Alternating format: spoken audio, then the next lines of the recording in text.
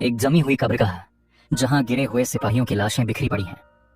इस तबाही के बीच टूटी हुई तलवारों और खून में भीगी बर्फ के ऊपर एक अकेला आदमी खड़ा है।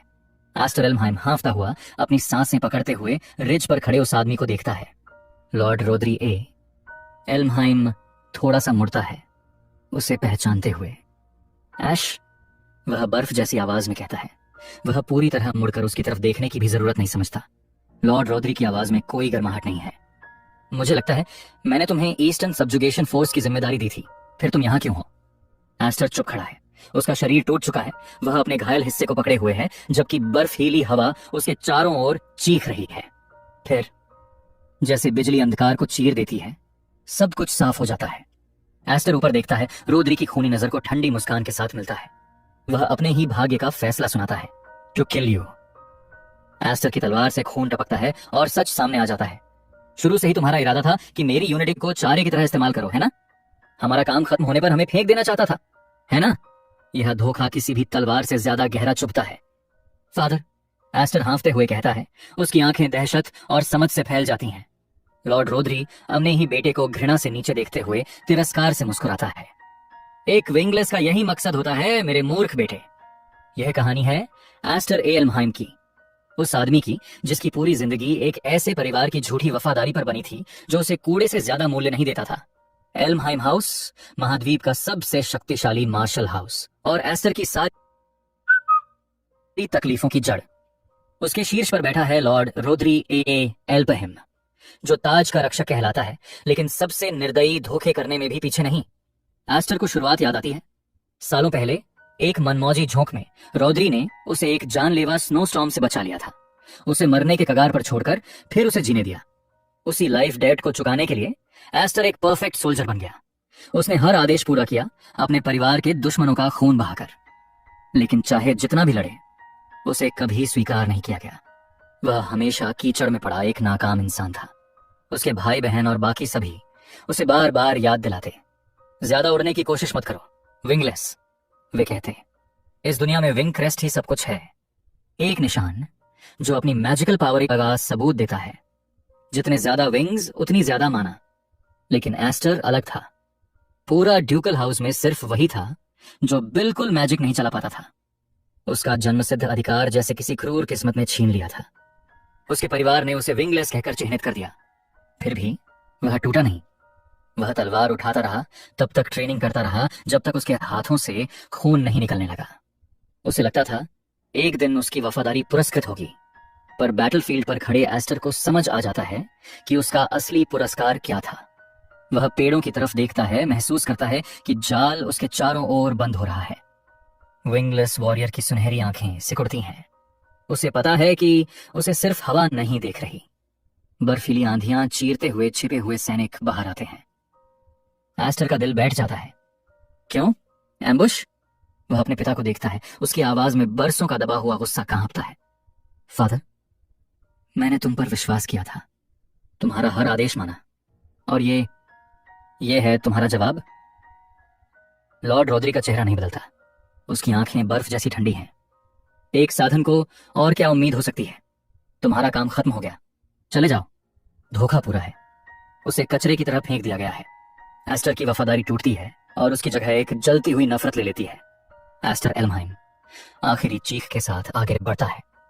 फादर! वह अपनी अंतिम ताकत उस आदमी के खिलाफ झोंक देता है जिसने उसे धोखा दिया।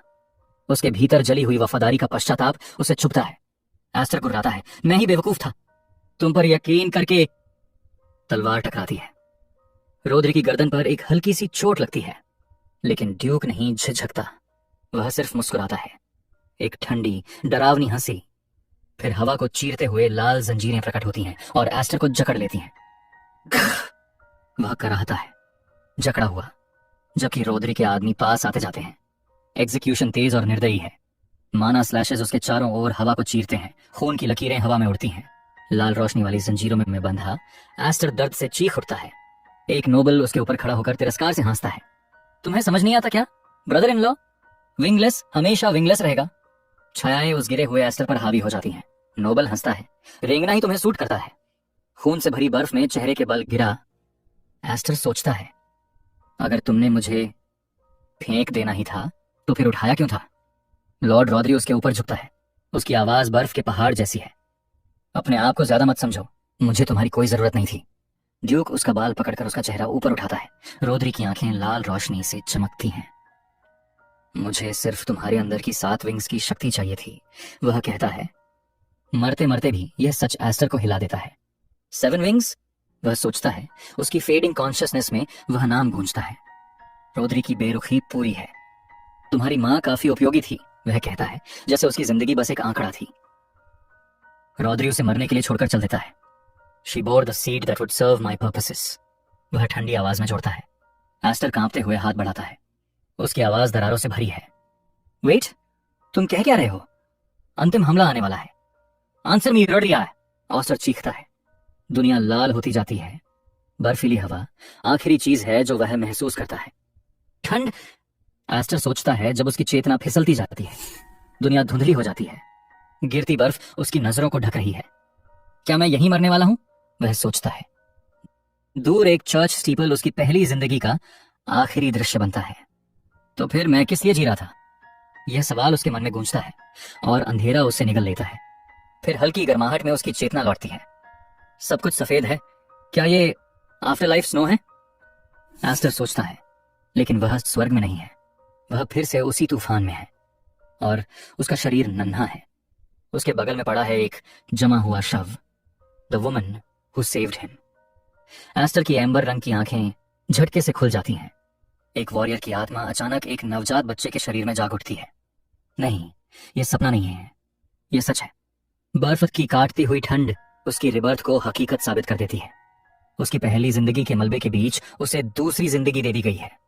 तूफान में अकेला पड़ा न्यूबॉर्न एस्टर शून्य में घूरता है और वह सवाल पूछता है जो उसकी प्रतिशोध की आग को भड़का देता है। Where M I? एस्टर अपने छोटे से इन्फेंट पैरों को घूरता है। उसके पुनर्जन्म का सदमा अब पूरी तरह मन में उतर रहा है। यह छोटा शरीर, वह सोचता है, एक वॉरियर की आत्मा एक ऐसे रूप में फंसी है जो मुश्किल से हिल भी सकता है। वह अपने छोटे कांपते हाथ को आसमान की तरफ उठाता है। Is it really mine? अब यह साफ हो रहा है कि रिग्रेशन सच है। एस्टर नीचे देखता है। वह पतले कपड़ों में लिपटा है, बर्फीले तूफान के बीच। एक इन्फेंट की तरह नहीं, बल्कि सचमुच एक इन्फेंट के शरीर में। उसका ध्यान पास पड़ी उस औरत पर जाता है।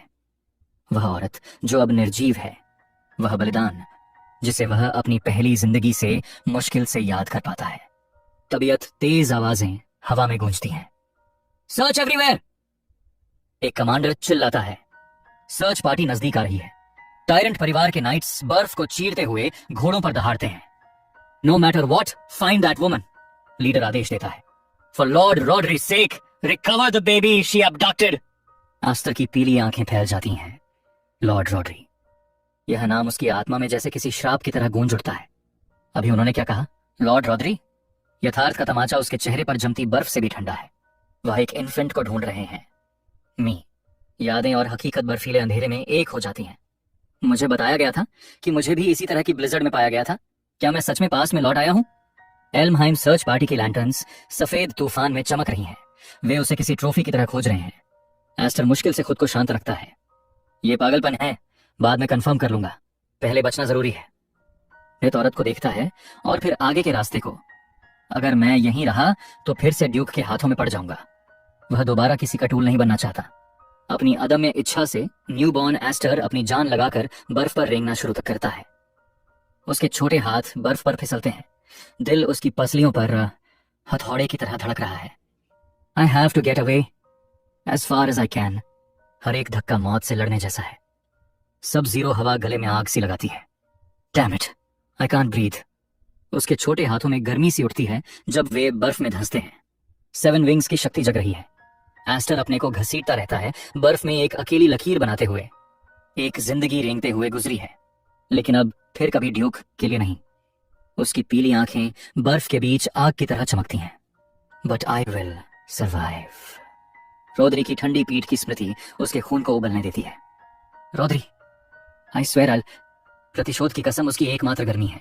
दांत भींचे, वह मौत को खुद तक आने नहीं देता। वह इस जिंदगी की बागडोर खुद के हाथ में लेने की कसमें खाता है। आखिरकार एस्टर बर्फ में गिर पड़ता है। तूफान कम होता है। उसकी चेतना फिर धुंधली पड़ती है, लेकिन चक्र टूट चुका है। कदमों की आवाज पास आती है। बर्फ पर विस्काउंट हाइफ्रीड खड़े हैं, अपने सामने उस छोटे से चमत्कार को देखते हुए जिसने जैसे नियति के नियम को फिर लिख दिया हो। ओवर हियर फादर, एक चांदी केश वाली लड़की पुकारती है। उसके पीछे सुबह की रोशनी में एक विशाल आकृति उभरती है। विस्काउंट हाइफ्रीड जमे खड़े हैं, अविश्वास से उस बच्चे को देखते हुए। व्हाट इन द वर्ल्ड, वह फुसफुसाते हैं। उनकी आवाज में हैरानी और चिंता दोनों है। वाइस्काउंट उस बच्चे को अपनी बाहों में उठा लेते हैं। हाइफ्रीड की लड़की आश्चर्य से देखती है। ऐसी जगह पर कोई बेबी कैसे मिल सकता है, वह पूछता है। उसकी आवाज कांपती है। एस्टर थके हुए सिर को वाइस्काउंट की गर्म छाती पर टिकाता है।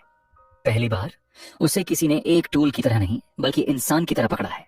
विस्काउंट हाइफ्रीड ध्यान से उसके चेहरे को देखते हैं। अ बेबी, वह बुदबुदाते हैं और फिर बर्फ में फैले उस लंबे थकान से भरे रास्ते को देखते हैं। इतनी दूरी एक इन्फेंट ने कैसे? बर्फ पर एक रास्ता फैला है, इंच इंच रेंग कर बनाई गई उसकी आजादी की लकीर। एस्टर सिर्फ रेंगा नहीं, उसने लड़ाई लड़ी है। विस्काउंट को नहीं पता कि उन्होंने ड्यूक की सबसे बड़ी नियोजित प्राइज को अपने हाथों में उठा लिया है। हु इज दिस चाइल्ड, वह पूछते हैं। हाइफ्रीड परिवार की गर्माहट एस्टर को घेर लेती है। वह गहरी नींद में डूब जाता है। टायरेंट परिवार का पॉन अब मर चुका है। विद्रोह की असली शुरुआत अभी हुई है। एस्टर की चेतना एक खाली जगह में तैरती है। वेयर एम आई? उसकी आत्मा उस मौत से अलग हो चुकी है जिसे उसने अभी स्वीकार किया था। दिस चाइल्ड, वह देखता है अंधेरे में एक छोटा स्पेक्ट्रल रूप। नियति की रोशनियां पंखों जैसी घूमती हैं। एस्टर महसूस करता है एक नई शुरुआत।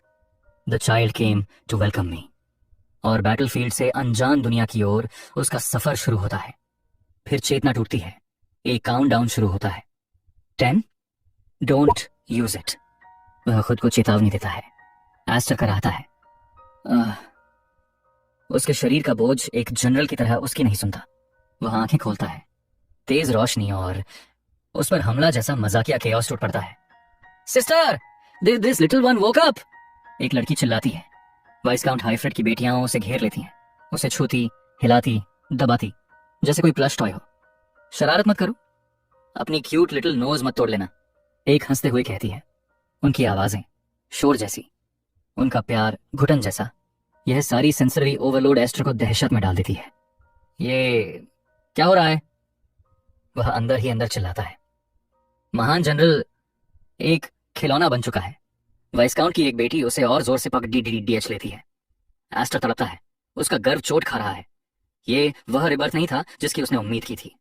एचएमपी, एस्टर झुंझलाकर खुद को छुड़ाता है और लुढ़क कर दूर चला जाता है। वह इस नर्सरी जैसे केओस से भागने का फैसला कर चुका है। लड़कियां हैरान होकर चिल्लाती हैं। उनका खिलौना अचानक भाग निकला। एस्टर एक ट्रेन्ड सोल्जर जैसी प्रिसीजन से रेंगता है। उसका लक्ष्य बस बाहर निकलना। ब्रह्मास्त्र जैसी गति से वह पॉलिश फ्लोर पर बढ़ता है। Escape is the only priority. एक बहन अविश्वास से उसे देखती है। डैम इट, क्या हो रहा है, वह बुदबुदाती है। हे, वह चिल्लाती है। The chase is on, stop right there, वे चिल्लाती हुई उसके पीछे दौड़ती हैं। एस्टर खुद को और तेज करता है, अंदर ही अंदर भड़कता हुआ। तुम लोग मेरा पीछा क्यों कर रही हो? उसके छोटे पैरों में इतनी फुर्ती नहीं जितनी उसकी आत्मा में गुस्सा है।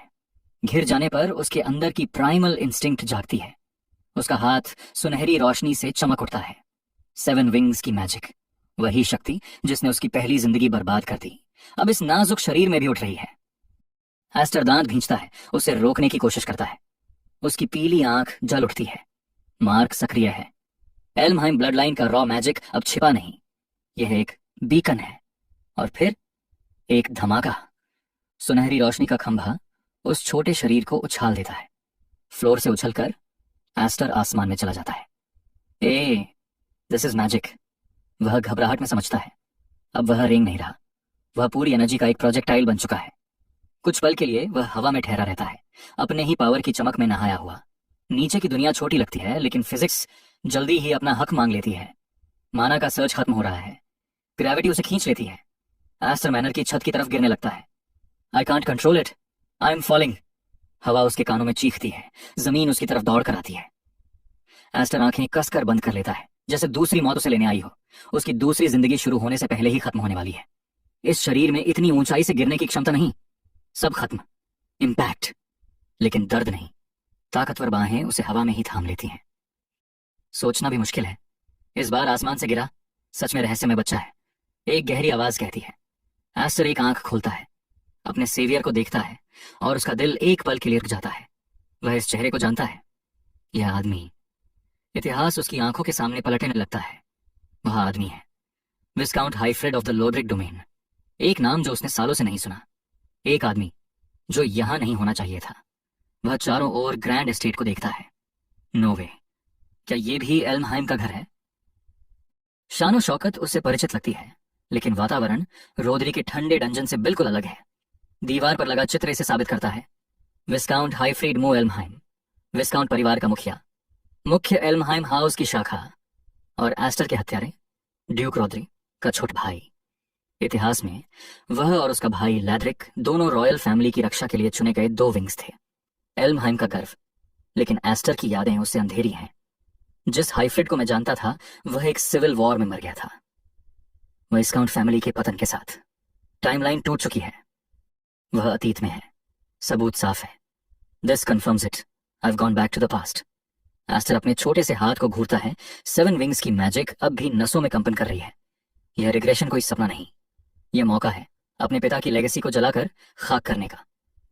विडंबना यह कि वह ड्यूक से बचने की कोशिश कर रहा था और अब ड्यूक के ही भाई की गोद में है। मैं अभी भी एल्महेम में हूं, वह सोचता है, लेकिन इस बार खेल के मोहरे बदल चुके हैं। हाइफ्रेड उसे मैनर के अंदर ले जाता है। एस्टर तैयार हो जाता है उस परिवार से मिलने के लिए जिसे वह इतिहास में खो चुका समझता था। विस्काउंटेस एल्महाइम, एक दयालु गरिमामयी औरत, उसे अपनी बाहों में भर लेती है। So this child's magic went out of control and sent him flying? वह पूछती है। हाइफ्रेड गंभीर आवाज में जवाब देता है, लगता तो ऐसा ही है, मुझे लगा था यह साधारण बच्चा नहीं है। एस्टर चुप रहता है, उसकी सुनहरी आंखें सब देख रही हैं। विस्काउंटेस की मुस्कान ऐसी है जो ठंड को भी पिघला दे। उसके लिए एस्टर एक चमत्कार है। एस्टर के लिए यह कोमलता एक अनजाना हथियार है। वह इसे झेलना नहीं जानता, वह उसे सीने से लगाती है। लेवेंडर जैसी खुशबू उसे घेर लेती है। डर गए थे, है ना? अब सब ठीक है, वह फुसफुसाती है। तो जिंदगियों में पहली बार एस्टर को मां का स्पर्श मिलता है और यह उसकी कठोरता को लगभग तोड़ देता है। एस्टर अपनी ही सोच में गहरे उतर जाता है।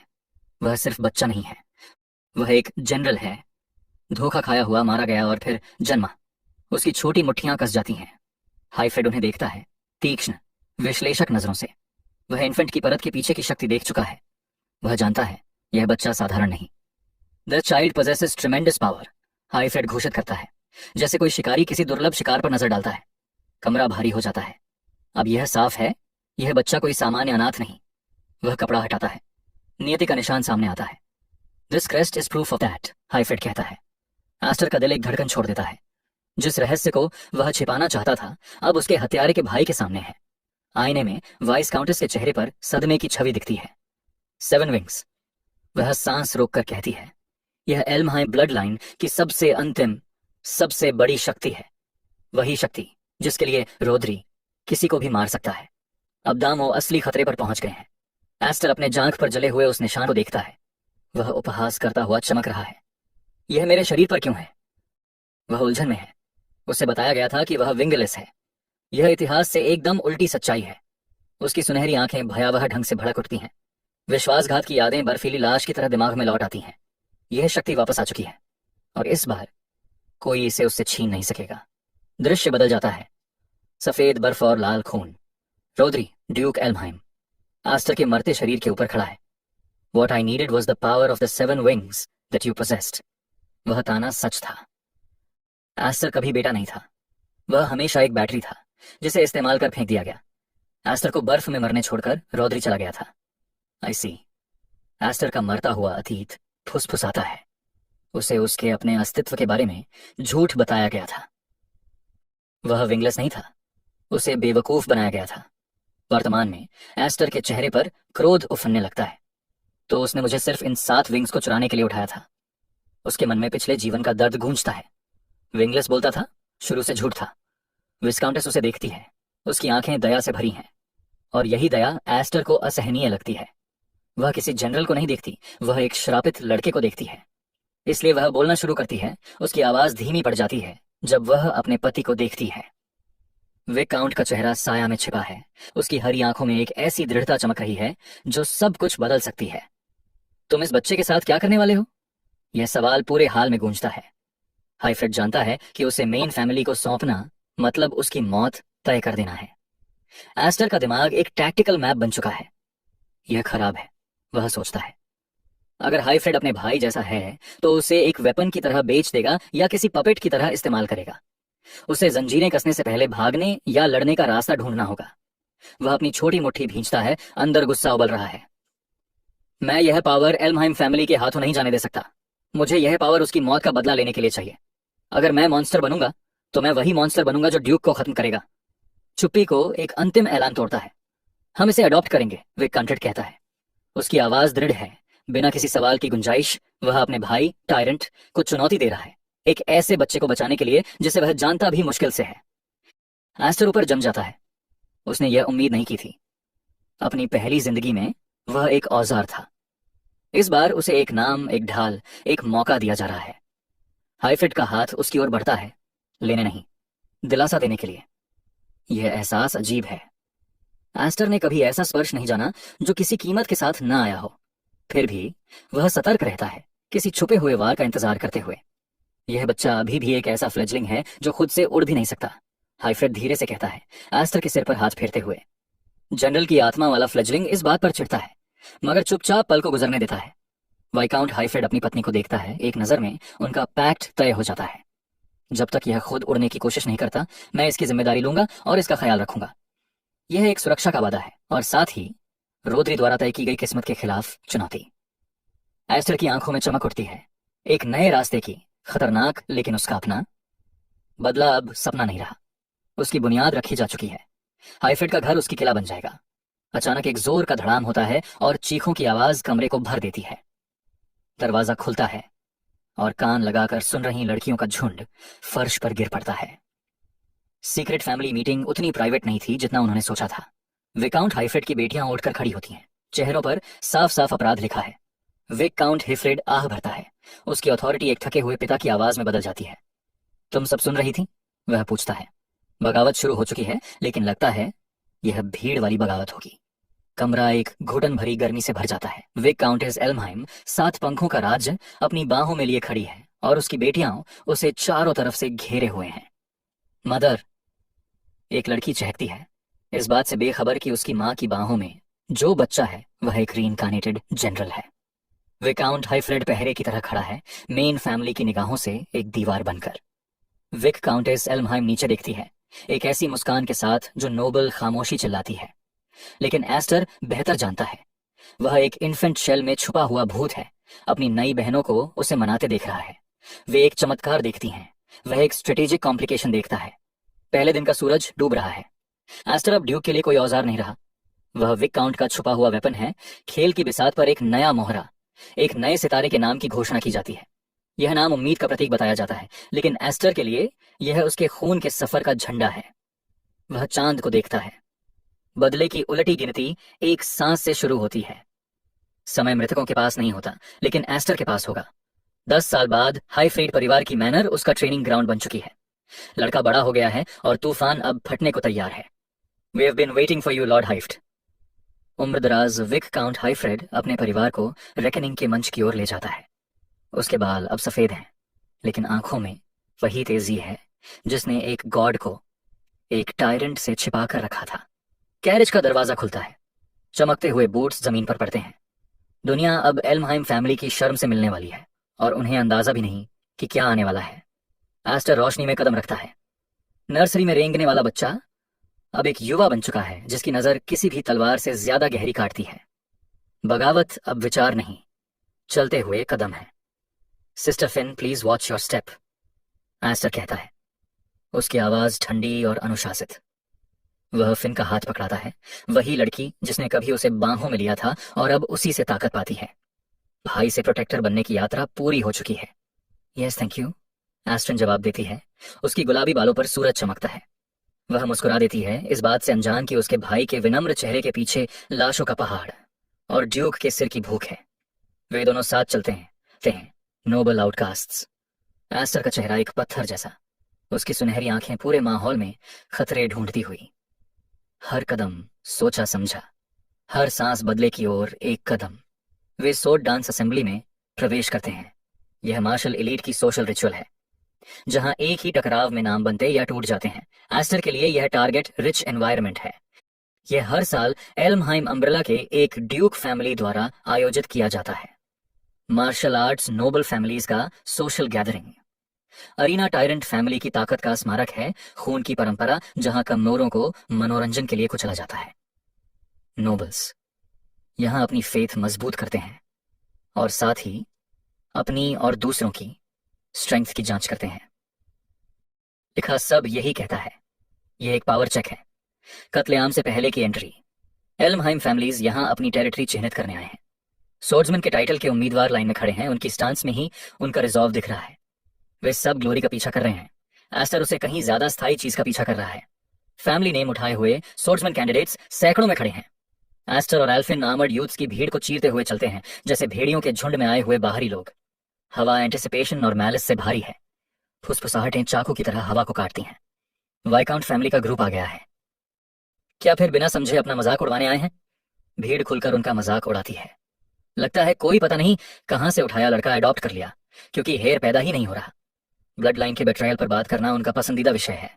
बालकनी से लाल चमकती आंखों वाले शैडोवी फिगर्स घूर रहे हैं। देखते हैं एल्महाइम फैमिली का नाम और कितना गिराएंगे ये लोग।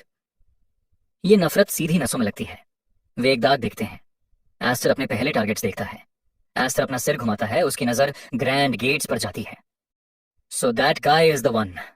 उसने अपने शिकार को ढूंढ लिया है। फेस स्लैपिंग सेशन शुरू होने वाला है। ऑफ इन हॉस्टिलिटी महसूस करती है और उसका जबड़ा सख्त हो जाता है। डोंट वरी अबाउट इट, वह धीरे से एस्टर से कहती है। वह उसे वर्ड से बचाने की कोशिश करती है। उसे पता नहीं कि एस्टर इससे कहीं ज्यादा भयानक चीजें सह चुका है। उसका हाथ एक व्हाइट नकल्ड मुट्ठी में बदल जाता है। यहां जो कमजोरी दिखाता है वो कुचला जाता है। वह 10 साल से इस माहौल में जी रही है। उसे पता है एक छोटी सी फ्लिंच की कीमत क्या होती है। एस्टर बस आगे देखता रहता है, हाथ ब्लेड पर स्टडी। वह अपनी बहन को देखता है, एक्सप्रेशन बदले बिना।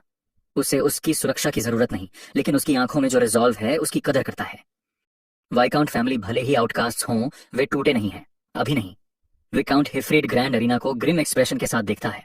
यही विकाउंट फैमिली की मौजूदा स्थिति है। हायरार्की के सबसे नीचे एल्महाइम अम्ब्रेला का मजाक। वह एस्टर की ओर मुड़ता है, उसका स्पिरिट आखिरी बार परखते हुए। काउंट हाइफ्रेड ऑपुलेंस और स्नीरिंग भीड़ की ओर इशारा करता है। I wanted to show you this, वह कहता है। वह चाहता है एस्टर इस ह्यूमिलिएशन का वजन महसूस करे, ताकि यही डिसग्रेस उसकी आत्मा को ब्लेड की तरह तेज करे। Are you disappointed? हाइफ्रेड पूछता है, लड़के की अटल नजर में उतरने की कोशिश करता हुआ। एस्टर नहीं हिलता। डिसअपॉइंटमेंट उन लोगों के लिए है जो मर्सी की उम्मीद करते हैं। वह तो बस रेकनिंग की उम्मीद करता है। वह अपनी ठंडी वापसी का जवाब एक और भी सर्द विंटर से देने की तैयारी करता है। एस्टर टावरिंग मैनर की ओर देखता है, उसकी सुनहरी आंखें कठोर और अडिग। No father, I am fine with it being this chilly, वह जवाब देता है। एल्महाइम एस्टेट की ठंड उसके अंदर की बर्फ के सामने कुछ भी नहीं। वह उसी जगह लौटा है जहां उसकी मृत्यु हुई थी, और इस बार वह खुद विंटर लेकर आया है। विकाउंट हाइफ्रेड मुस्कुराता है, उसकी हंसी पत्थरों से टकराकर गूंजती है। दैट्स रीअश्योरिंग, वह कहता है, गर्व उसके सीने में उठता हुआ। वह लड़के में जनरल की आत्मा देखता है, एक ऐसी ब्लेड जो चुप्पी में गढ़ी गई है और अब मेन फैमिली के दिल पर वार करने को तैयार है। मैनर पुराने अंधेरे यादें जगा देता है। In my previous life I made my social debut as a disgrace to the Elmheim family, Aster सोचता है। उसे घुटने टेकना याद है, मॉकिंग लाफ्टर और विंगलेस ट्रैश कहलाने का दर्द। उन्हीं लोगों के पैरों तले जिन्हें वह अब खिड़कियों से उसे घूरते देख रहा है। वह लड़का मर चुका है, अब रेबेल बचा है। टायरेंट के घर की ऊंची स्पायर्स उसकी सिलुएट के पीछे उभरती हैं। उसकी हिडन पावर की सुनहरी आभा चमकने लगती है। एक खामोश ऐलान ए जंग। अब मैं अलग हूं, क्योंकि 7 विंग्स लौट आए हैं। रौद्री ने जो पावर चुराई थी, अब वही पावर एस्टर के हाथ में हथौड़ा बनकर लौटी है। एस्टर की गोल्डन आईज सिकुड़ती है, अपने लक्ष्य पर जमी हुई। टैक्टिकल एनालिसिस पूरा हो चुका है। दुश्मन अहंकारी है, नासमझ है और गिरने के लिए बिल्कुल तैयार है। फेस स्लैपिंग की पहली गिनती 0 पर पहुंच चुकी है। एस्टर, विकाउंट हाइफ्रेड और सेम कनरी सिबाली, हाइफ्रेड और एल्फिन एक फैलेंक्स की तरह भेड़ियों के अड्डे में घुसते हैं। वे आउटकास्ट्स हैं, खून का दाग, लेकिन वे ऐसे चलते हैं जैसे उन्हें पहले से पता हो कि लड़ाई का नतीजा क्या होगा। ऊपरी मंजिल से डॉलीज एल्महाइम और उसका लैकी उन्हें देखते हैं, शिकार ढूंढते शिकारी जैसे। उन्हें लगता है यह कमजोर ब्रांच फैमिली दया की भीख मांग रही है। उन्हें पता नहीं कि आगे चल रहा लड़का एक ऐसा गोस्ट है जो एक बार मौत जीत चुका है। उनके लिए यह सोशल डेब्यू है। एस्टर के लिए यह रिकॉन मिशन है। एस्टर अपना चेहरा शैडोज में रखता है, उसकी मौजूदगी पूरी ऑपुलेंस के बीच एक काला धब्बा बनकर। Let them whisper, let them laugh. जितना ऊपर ये अपने प्राइड के पायदान पर चढ़ेंगे उतना ही जोर से गिरेंगे जब वह नीचे से चटाई खींचेगा। वे ग्रैंड एंट्रेंस तक पहुंचते हैं। देन फर्स्ट ऑफ ऑल वे काउंटिफ बुदबुदाता है जैसे शेर के मुंह में कदम रख रहा हो। अंदर की हवा पॉइजनस है, हाई सोसाइटी की नकली काइंडनेस टायरेंट फैमिली की सड़ांध छुपाती हुई। गेम शुरू हो चुका है। एस्टर रोशनी में कदम रखता है, उसके होंठों पर एक खतरे भरी मुस्कान। Let's make a glorious social debut, shall we? वह सोचता है। 7 विंग्स जलने को तैयार है। ड्यूक के खिलाफ रिबेलियन बैटलफील्ड पर नहीं शुरू होती, यह यहां शुरू होती है, उनकी प्राइड के दिल में। चैप्टर 2 का अंत रेप्यूटेशन के कत्लेआम की तैयारी के साथ होता है। एल्महाइम फैमिली का इतिहास खून और स्टील में लिखा गया है। यह वह दौर था जहां नाइट्स सर्वोच्च थे। इस दुनिया में ताकत कोई चुनाव नहीं, जीने का तरीका थी। एल्महाइम्स की ताकत उनका मास्टरी ऑफ द ब्लेड था। हर स्विंग उनकी डोमिनेंस का प्रमाण था। उनकी मास्टरी बेजोड़ थी, एक ऐसा स्टैंडर्ड जिसे दुनिया बस नकल करने की कोशिश कर सकती थी। वे सोर्ड्समैनशिप के एब्सोल्यूट शिखर पर थे। टायरेंट फैमिली के ग्रैंड हॉल्स में सिर्फ सबसे मजबूत ही लीड कर सकता था। उस पावर के साथ आती थी मैजेस्टी, एक अविनाशी प्रतिष्ठा जो सदियों तक गूंजती रही। लेकिन इस मॉन्स्टर्स के घर में भी एक ऐसा सिंबल था जो कौशल से ऊपर था, एक निशान जो असली अथॉरिटी तय करता था। जब विंग्स की रोशनी चमकती, हायरार्की एब्सोल्यूट हो जाती। यह शक्ति सिर्फ वेपन नहीं थी, यह बर्थ राइट थी। माइट और मैजेस्टी का चरम रूप था मेटल। उसे पाना मतलब नाइट्स के बीच देवता बन जाना। वही मार्क अब एस्टर के पास छुपा हुआ है, एक पावर जो एक दिन इस पूरी फैमिली को जलाकर राख कर देगी। प्रेजेंट डे में एस्टर ग्रैंड हॉल की बालकनी पर खड़ा नीचे के तमाशे को देख रहा है। यह जगह हमेशा की तरह भारी लगती है, वह सोचता है। और वह अकेला नहीं था जो दबाव महसूस कर रहा था। एस्टर को तब समझ आया कि उसकी दूसरी बहनें फुरान और फ्लेयर ऐसी जगह आने से क्यों मना कर चुकी थीं। Stifling event. चमक धमक के नीचे एस्टर को एल्महाइम्स की वही घुटन भरी हवा महसूस हुई। नोबिलिटी के नाम पर क्रुएल्टी, मुस्कानों में छुपे हुए डैगर्स। उसे अपना अतीत याद आया, कैसे ये लोग किसी भी ऐसे इंसान को रौंद देते थे जिसे वे कमजोर समझ लेते थे। यह सोर्ड डांस फेस्टिवल महज उनका एरोगेंस दिखाने का तरीका था। एक आवाज उसकी काली सोचों को तोड़ती है। एल्फिन उसे पुकारती है, उसके दूर देखते चेहरे को नोटिस करते हुए। एस्टर? वह चिंता से पूछती है। वह रेलिंग के ऊपर झुककर उसे पढ़ने की कोशिश करती है।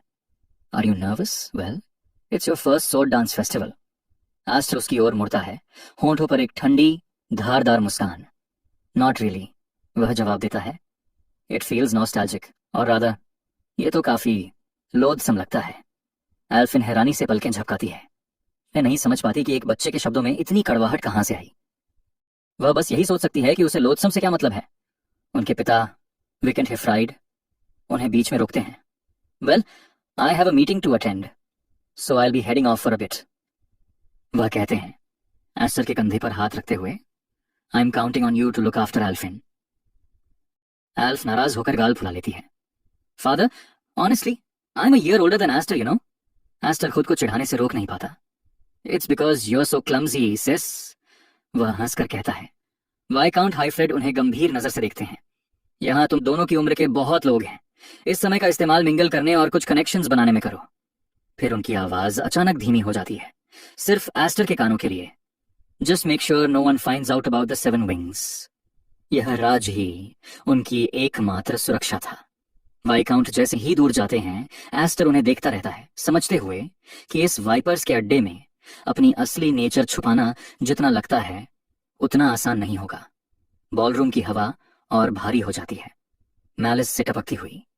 छायाओं से हाईबॉर्न वल्चर्स प्रेडेटरी आंखों के साथ देखते हैं। उनकी फुसफुसाहटें अंधेरे में सांपों की तरह फिसलती हैं। एस्टर की नजर ठंडी और एनालिटिकल बनी रहती है, वह भीड़ को पढ़ता हुआ। It's hard to socialise when the atmosphere is this blatantly hostile, वह सोचता है। उसे कनेक्शंस नहीं चाहिए थे, उसे टारगेट्स चाहिए थे। उसकी सुनहरी आंखें सिकुड़ती हैं, एक ऐसी ठंडक के साथ जो किसी बच्चे की नहीं लगती। हंट शुरू हो चुकी थी। वह यहां अच्छा बनने नहीं आया था, वह आया था ये मापने कि उसके दुश्मनों की जिंदगी की कीमत कितनी है। एल्फिन की आवाज फिर हवा चीरती है, इस बार चिंता से भरी, जब वह उसे वाइपर्स के बीच जाते देखती है। Aster, where are you going? लेकिन उसका रिजॉल्व तय हो चुका था। वह नहीं रुका। उसने पीछे देखने की तक जहमत नहीं उठाई। एक कैजुअल चाल में जो उसकी घातक नीयत छुपाती थी, एस्टर बोला, टू मेक सम फ्रेंड्स। उसके मुंह में यह शब्द राख की तरह लगे। फ्रेंड्स नहीं, टारगेट्स। हाइबॉर्न की हंसी हॉल में गूंजती है, एक कर्कश अहंकार की आवाज। केंद्र में डॉलीज एल्महाइम बैठा है, जैसे चुराई हुई प्रतिष्ठा के सिंहासन पर एक राजा। वे खुद को इस दुनिया का मालिक समझते थे। डॉलीज एल्महाइम खड़े होने की तक जहमत नहीं उठाता। वह ऊपर देखता है, उसके चेहरे पर उबाऊ तिरस्कार। हाँ, वह गुर्राता है, एस्टर को ऐसे देखते हुए जैसे वह कोई आवारा हो। Who the hell are you? Aster बिना हिले खड़ा रहता है, चेहरे पर शिष्ट लेकिन खोखली मुस्कान। वह बेफिक्र छोटे भाई का किरदार निभा रहा था, भीतर छिपे भेड़िए के साथ। Nice to meet you brother, Dollies, वह कहता है। यह ग्रीटिंग डॉलीज के प्राइड पर सोचा समझा प्रहार था। एस्टर बिल्कुल निडर कॉन्फिडेंस के साथ अपना नाम बताता है, जिससे नोबल्स असहज हो जाते हैं।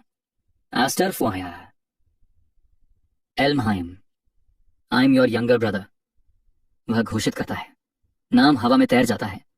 एक फॉर्मल इंट्रोडक्शन में लिपटी चुनौती। वह यहां था और कहीं जाने वाला नहीं था। डॉलीज एल्महाइम की ठंडी गिनती करती आंखें एस्टर पर जमी रहती हैं। I saw you from outside, Aster आगे कहता है। So I thought I'd come by and say hello. यह झूठ इतना सरल था कि परफेक्ट था। वह उन्हें ग्रीट नहीं कर रहा था, वह उन्हें मार्क कर रहा था। डॉलीज के एक लैकी ने झुककर उसे देखा, चेहरे पर एक स्नीर। उसे कोई खतरा नहीं दिखा, उसे एक मजाक दिखा। He is the adopted kid brother, वह इतनी जोर से कहता है कि सब सुन लें। The one picked up by that viscount family. कमरा मॉकिंग अम्यूजमेंट से भर उठा है। डॉलीज एल्महाइम की हंसी नोबल एटिकेट का पर्दा काटती हुई एक धारदार ब्लेड जैसी थी। आई सी, वह थूकता है, पीछे झुककर, आंखों में सड़ी हुई नफरत। So that's why you are shameless enough to carry the F in your name. Then he was a failure, a branch family cast off. इन नकाबों के पीछे इन घमंडी बच्चों की एक काली सच्चाई छिपी थी। डॉलीज और ग्रियन दोनों एल्महाइम फैमिली के लेजिटिमेट एयर्स थे, और सबसे बढ़कर यही वो दो लोग थे जिन्होंने पिछली जिंदगी में एस्टर को मार दिया था।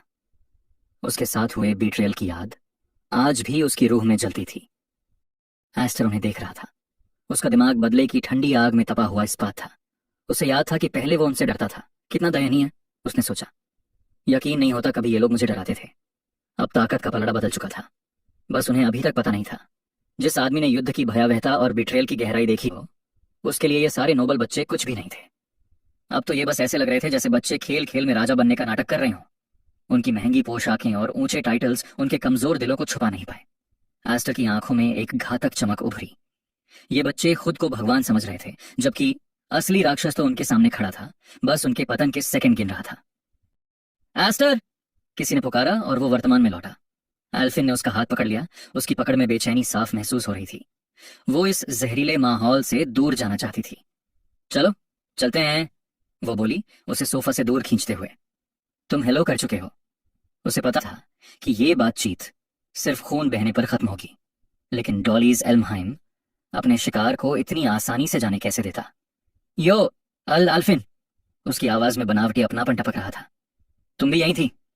वो उसे ऐसे देख रहा था जैसे भेड़िया मेमने को देखता है। आगे झुका और मुस्कुराकर बोला, अब भी अपने पिता की आड़ में छिप रही हो? क्यों ना इधर आकर हमारे साथ बैठो, मेन हाउस का ऑर्डर है। वो उनके स्टेटस का इस्तेमाल करके उसकी आत्मा तोड़ना चाहता था। एल्फिन रुक गई, उसकी पीठ तन गई। वो अपनी गरिमा और मेन हाउस के आदेश के बीच फंस गई थी। हॉल में सन्नाटा छा गया। सब उसकी प्रतिक्रिया का इंतजार कर रहे थे, लेकिन एल्फिन टूटी नहीं। वो पलटी, उसकी आंखों में ऐसी आग थी जिसने वहां खड़े नोबल्स को भी चौंका दिया। मैं मना करती हूं, उसने साफ आवाज में कहा। मेन और ब्रांच फैमिली के बीच मास्टर और सर्वेंट जैसा कोई रिश्ता नहीं है। ये खुली बगावत थी। तनाव बढ़ता देख एल्फिन उसे खींच कर ले जाना चाहती थी, पर एस्टर रुका। रुको सिस। उसकी आवाज शांत थी, पर उसके अंदर तूफान उठ रहा था। डॉलीज से उसका हिसाब अभी बाकी था। एल्फिन के हाथ कांपने लगे। पीछे से डॉलीज की जहरीली आवाज आई, I am not done talking yet. Aster की नजर बर्फ जैसी ठंडी हो गई। वो इस इंटिमिडेशन को बिना किसी भाव के देख रहा था। यही असली एल्महाइम्स थे, क्रूर, हिंसक और अपने से नीचे किसी को इंसान तक न समझने वाले। डॉलीज आगे झुका, उसकी लाल आंखें नफरत से चमक रही थीं। You know something? उसका पागलपन भरा मुस्कुराता चेहरा और चौड़ा हो गया, और फिर उसने वार किया। उसने एल्फिन के पिता पर कीचड़ फेंका। This girls father is a night who couldn't even protect the king. उसने इतनी जोर से कहा कि पूरी हॉल सुन सके।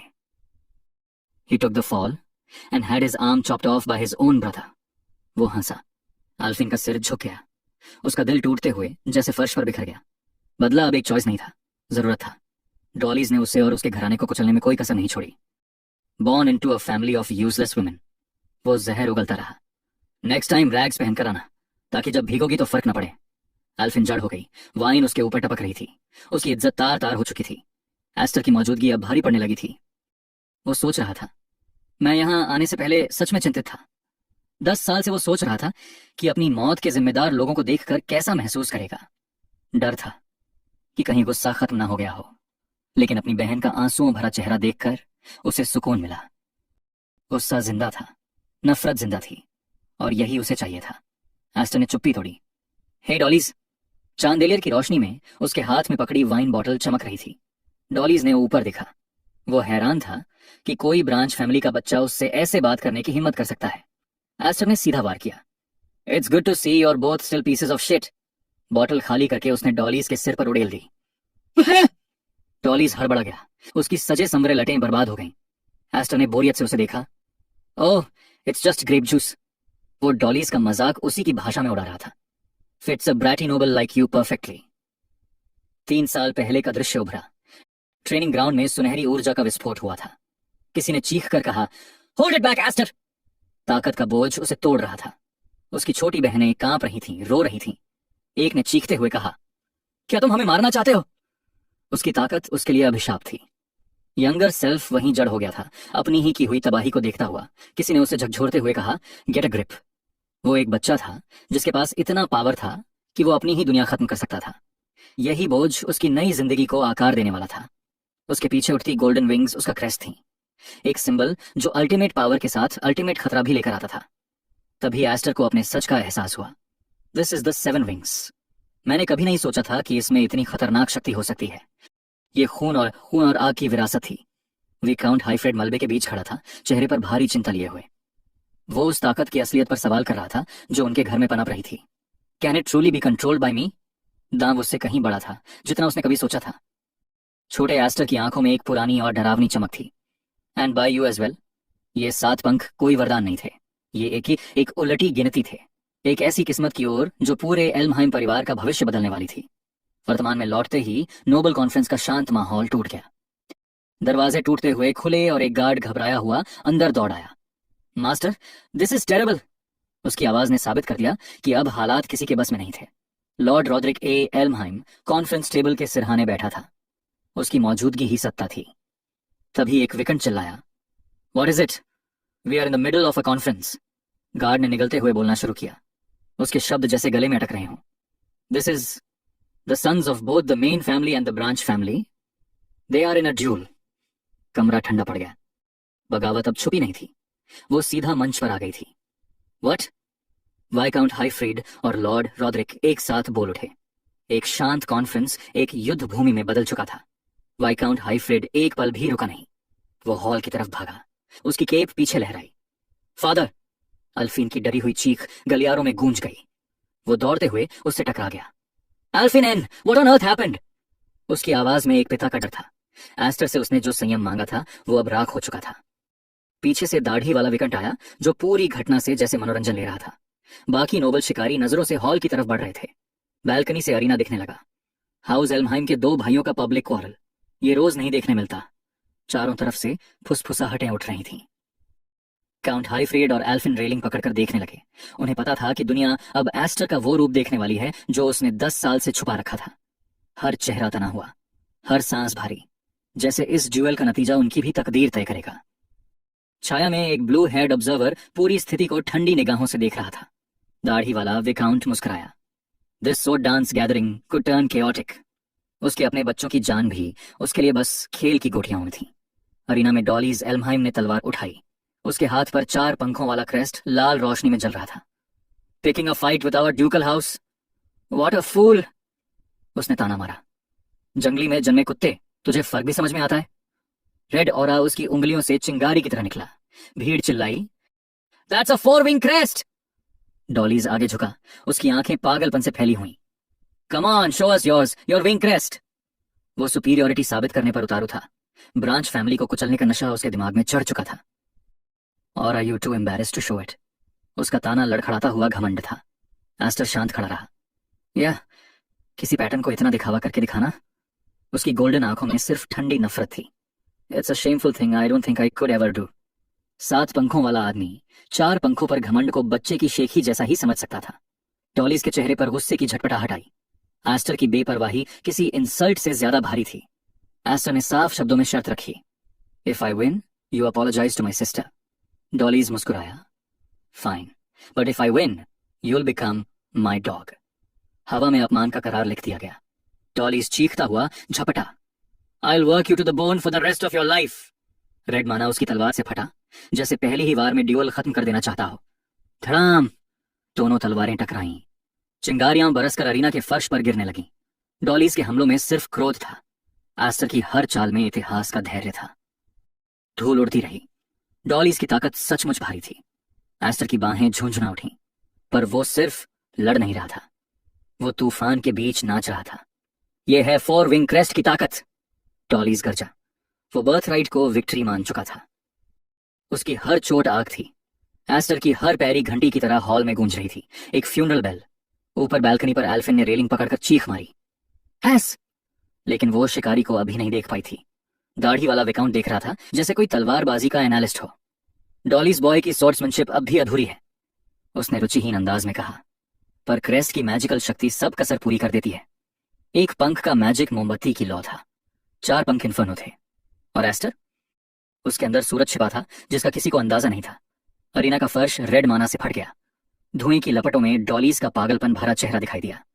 भीड़ को लगा कि ये किलिंग ब्लो था। एस्टर के लिए ये खिलवाड़ था। डॉलीज चिल्लाया, वेयर डिड ऑल दैट ब्रावाडो गो? उसे पता ही नहीं था कि वो किसे ललकार रहा है। एक युद्ध के जनरल की परछाई को। सामने तलवारें फिर चीख उठी। उनकी टकराहट का शोर हॉल में गूंजता रहा जैसे किसी अंत की शुरुआत हो। डोलियां आगे बढ़ा। उसकी आवाज नफरत से भरी टेढ़ी धार जैसी थी। तुम मुझे माफी मंगवाना नहीं चाहते थे, या वो सब बस खाली बात थी? एस्टर की सुनहरी आंखें बिल्कुल स्थिर रहीं। आने वाली हिंसा का एक शांत वादा। अपनी ताकत दिखाओ। डॉलीज गरजा, अपना पूरा प्राइड और माना नीचे की भारी वार में झोंकते हुए। अब ये लड़ाई मनोरंजन नहीं थी। अब वो ये साबित करने लड़ रहा था कि उसकी लिनिएज की कोई कीमत अब भी बची है। एस्टर की बेपरवाही के सामने बालकनी में खड़ा एक मूंछों वाला नोबल कांपती हुई मुस्कान के साथ देख रहा था। लड़ाई खत्म हो गई, उसने अपने साथियों से फुसफुसाया। उसे डॉलीज के परिवार की नकली नोबल दयालुता दिखती थी, लेकिन वो उस अंधेरे सच नहीं देख पाया जो उसकी नाक के नीचे ही खुल रहा था। एस्टर की तलवार आखिरकार हिली। चांदी और सोने की एक धुंधली लकीर हवा में चमकी। एक पतली रोशनी की रेखा ने लाल माना को चीरते हुए डॉलीज के भारी वार को ऐसे रोका जैसे फिजिक्स के नियम उसके लिए मायने ही न रखते हों। डॉलीज को समझ भी नहीं आया कि उसका वार असफल हो चुका है। उससे पहले ही एस्टर का काउंटर अटैक शुरू हो चुका था। टक्कर इतनी भारी थी जैसे 2 दानव आपस में भिड़े हों। सोने का माना लाल माना से टकराया और उजाले का विस्फोट फैल गया। दर्शकों के डर के लिए जीतता हुआ लगता ड्यूकल हेयर नहीं था। एस्टर आगे बढ़ रहा था, उसके इरादे लोहे की तरह अड़े। डॉलीज का घमंड एक पल में सिहरती दहशत में बदल गया। व्हाट? उसने चीख कर कहा। उसकी बाहें उस ताकत के नीचे कांप गईं जिसे वह समझ भी नहीं पाया। वह सुपीरियर होना चाहिए था, वह लेजिटिमेट हेयर था, फिर वह कुचला क्यों जा रहा था? एस्टर की आवाज माना के शोर को चीरती हुई आई। यू टॉक टू मच, उसने धीरे से कहा। यह साधारण बात डॉलीज को किसी भी वार से ज्यादा भारी लगी। प्रेडेटर अब शोर से तंग आ चुका था। एस्टर ने एक ही सहज हरकत में तलवार घुमाई। सोने की ऊर्जा के आर्क्स डॉलीज की बेताब रक्षा को चीरते हुए निकले। एक झटका उठा और डॉलीज पीछे फेंका गया जैसे कोई घायल जानवर। टायरेंट परिवार की प्रतिष्ठा सबके सामने फट रही थी। एस्टर हवाओं के केंद्र में खड़ा था। सोने का माना उसके चारों ओर इस तरह घूम रहा था जैसे किसी प्रतिशोधी देवदूत के पंख। सिर्फ दबाव ही इतना भारी था कि कमरे की हवा तक भारी और घुटन भरी महसूस हो रही थी।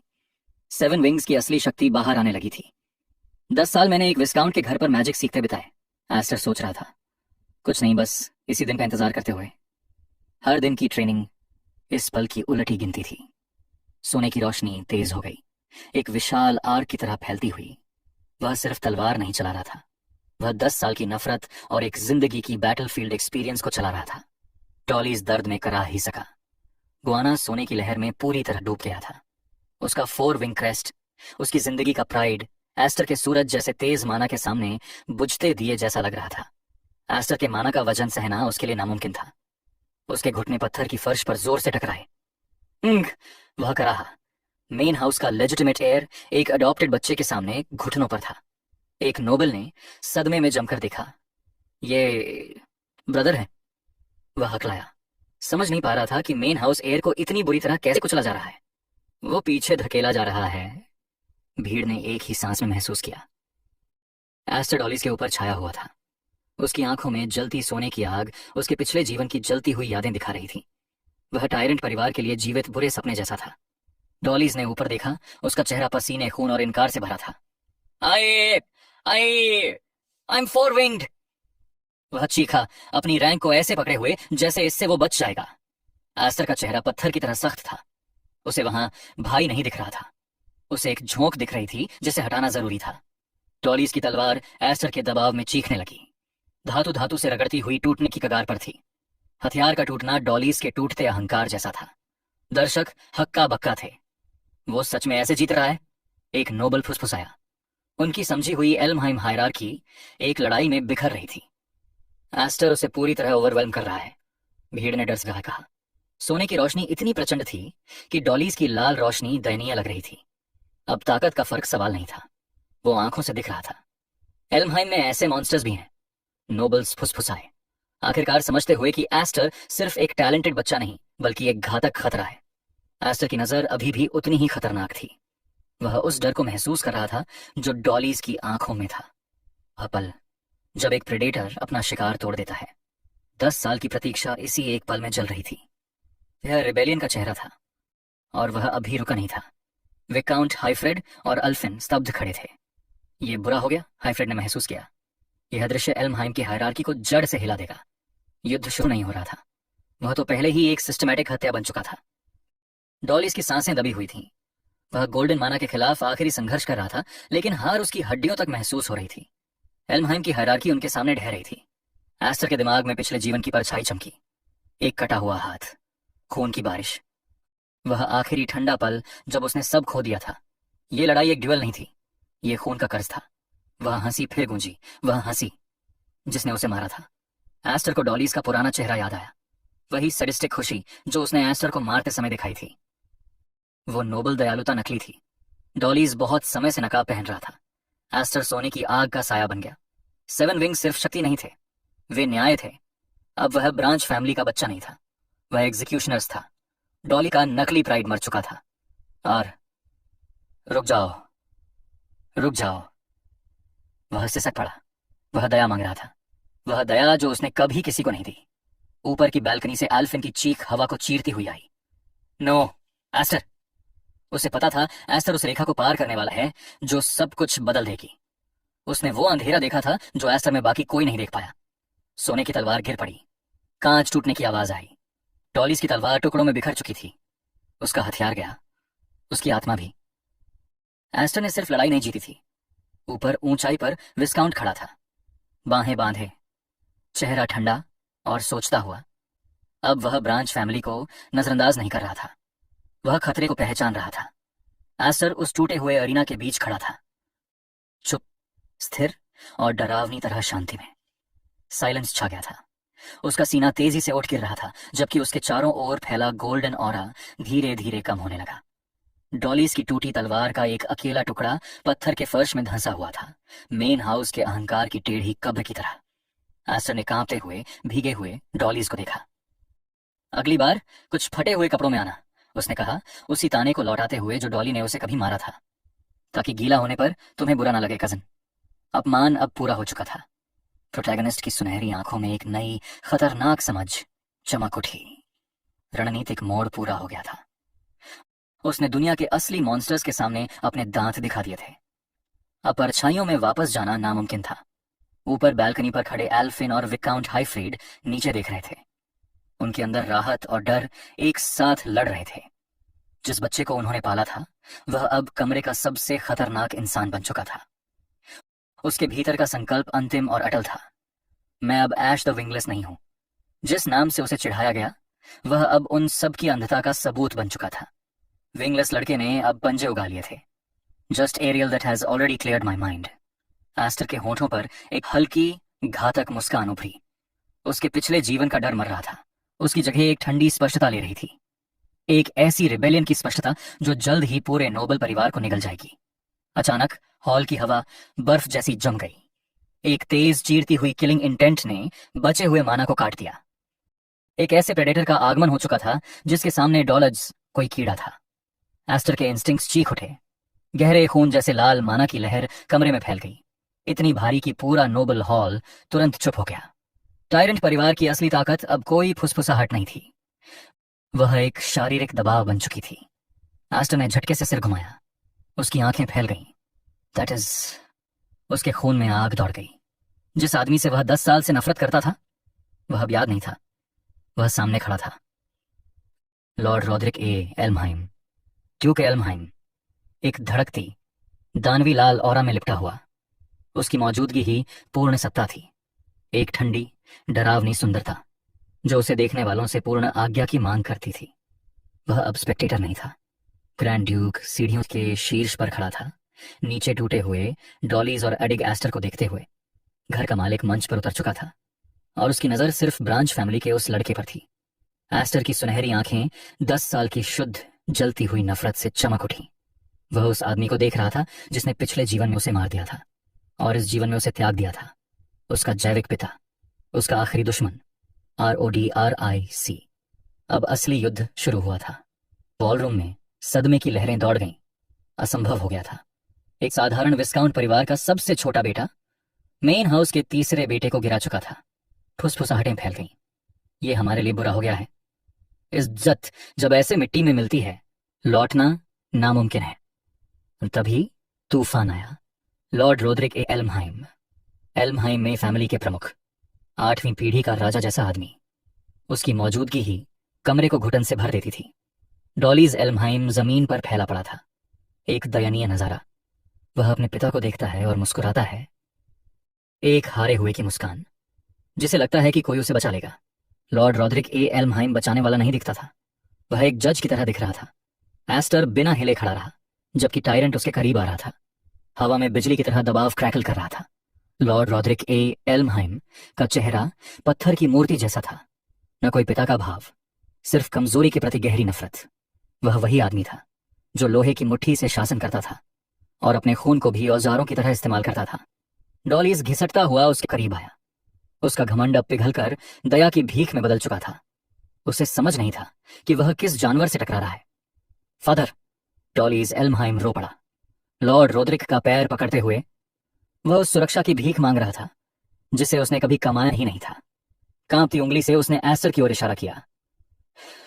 ही इज द वन, ये वही बास्टर्ड है जिसने मेन फैमिली को चुनौती दी। Filthy half breed. Lord Roderick A Elmheim की आंखें खूनी लाल हो उठी। प्लीज, अपनी शक्ति से इसे इसकी औकात दिखाइए। उसकी दलील का जवाब सिर्फ सन्नाटा था। क्रैक। सन्नाटा हड्डी टूटने की आवाज से चकनाचूर हो गया। लॉर्ड रॉदरिक का पैर उसी पल अपने बेटे के हाथ पर आ गिरा, बिना किसी रहम के। डॉलीज की चीख दर्द में टूट गई। उसका हाथ उसके पिता के पैर तले कुचल चुका था। यह क्रूरता पूरी थी, निर्दयी, अंतिम। दर्शक जम गए, डर से सुन्न। यही था टायरेंट परिवार का असली चेहरा, अपने ही खून को बिना झिझक कुर्बान कर देने वाला। कमरे में फिर से खामोशी छा गई। लॉर्ड रॉदरिक ए एल्महाइम के विचार बर्फ जैसे ठंडे थे। एक हारा हुआ लड़का मुस्कुरा क्यों रहा है? डॉलीज एल्महाइम सिर्फ हारा नहीं था, वह परिवार का नाम मिट्टी में घसीट लाया था, जो खुद का बदला नहीं ले सकते। उनके लिए लॉर्ड रोदरिक ए एल्महाइम अब अपने टूटे हुए बेटे के ऊपर खड़ा था। इस घर में कमजोरी ही एकमात्र अक्षम्य पाप थी। रॉडरिक, बस करो, मत करो ये, दाढ़ी वाले विक्काउंट ने चिल्लाकर कहा। लेकिन ड्यूक का गुस्सा तो पहले ही चल चुका था। बॉलरूम ने सांस रोक ली। तुम्हें तलवार पकड़ने का कोई अधिकार नहीं है। लॉर्ड रॉदरिक ए एल्महाइम ने हाथ उठाया। वह अपने ही खून को एक पल की झिझक के बिना मिटाने को तैयार था। हॉल में तनाव टूटने की कगार पर था। ताकत की अदालत में टायरेंट का फैसला अंतिम होता है और डॉलीज एल्महाइम की दुनिया डर में बिखर रही थी। लॉर्ड रॉदरिक की आंखों में कुछ नहीं था, बस ठंडी नंगी नफरत। आखिर तुम कर क्या रहे हो? रॉदरिक की आवाज गूंज उठी। उसी क्षण जब एस्टर ड्यूक की तलवार के सामने आकर खड़ा हो गया, सीधे धा के सामने, बिना किसी डर के। एस्टर ने एक पल भी आंख नहीं झपकाई। मेरे कजिन डॉलेजा एल्महाइम ने अभी तक सिस्टर ऑफिन से माफी नहीं मांगी। अगर आपको सजा देनी है तो क्या उससे पहले उसे माफी मांगने देंगे? एस्टर की बात ड्यूक के खिलाफ सीधी चुनौती थी। उस आदमी को जिसे बाकी लोग देखने की हिम्मत तक नहीं करते। लॉर्ड रॉड्रिक एल्महाइम ने लड़के को तिरस्कार से देखा।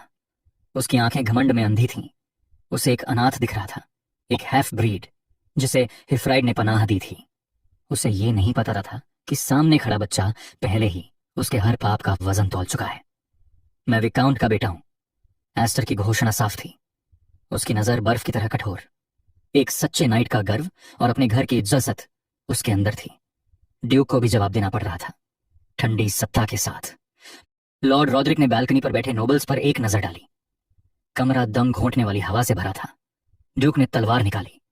उसकी आवाज जहर टपकाती थी।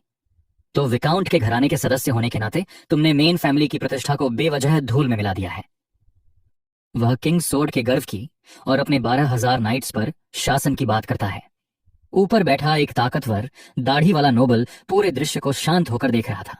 उसके पास खड़ा मोटा नोबल रेलिन पर झुका हुआ बोला, यह बच्चों की लड़ाई नहीं रही, मामला बहुत भारी हो चुका है। दूसरी ओर हल्के नीले बालों वाला पतला नोबल हल्की हंसी के साथ देख रहा था। एल्महाइम की राजनीति उसके लिए बस मनोरंजन थी। विकाउंट हाइफ्रीड ने तलवार के हिल्ट पर हाथ रखा। एक नोबल ने हंसते हुए कहा, तुम्हारे पिता ने अपनी जिद में अपना हाथ कनवा दिया था। मेन हाउस की क्रूरता की यही असली तस्वीर है। एस्टर टस से मस नहीं हुआ। उसकी नारंगी आंखों में शांत खतरनाक आग थी। ड्यूक की तलवार करीब आई। रॉड्रिक ने पूछा, तुम क्या कुर्बानी देने को तैयार हो? एस्टर ने गहरी सांस ली। सम्मान के साथ कह रहा हूं अंकल। उसकी आवाज स्थिर थी। यह कोई बच्चों का झगड़ा नहीं था, यह वैध ड्यूअल था। मैंने विकाउंट के घराने पर किए गए अपमान का जवाब तलवार से दिया है। लॉर्ड रॉड्रिक की आंखें लाल भभूका सी चमकी। लड़के की हिम्मत उसके एब्सोल्यूट अधिकार पर प्रहार थी। एस्टर ने ड्यूक के अपने ही शब्द उसी पर फेंक दिए। जो अपने बदले नहीं ले सकते उन्हें तलवार रखने का कोई अधिकार नहीं होता। यही कहा था ना आपने अंकल? एस्टर की आंखें 7 विंग्स की ताकत से चमक उठी। और मेरी उंगली तक कोई नहीं छू सकता। मैं कुछ नहीं छोड़ने वाला। बालकनी से ऑफिन डर से सफेद पड़ गई। दाढ़ी वाला नोबल चुप खड़ा था।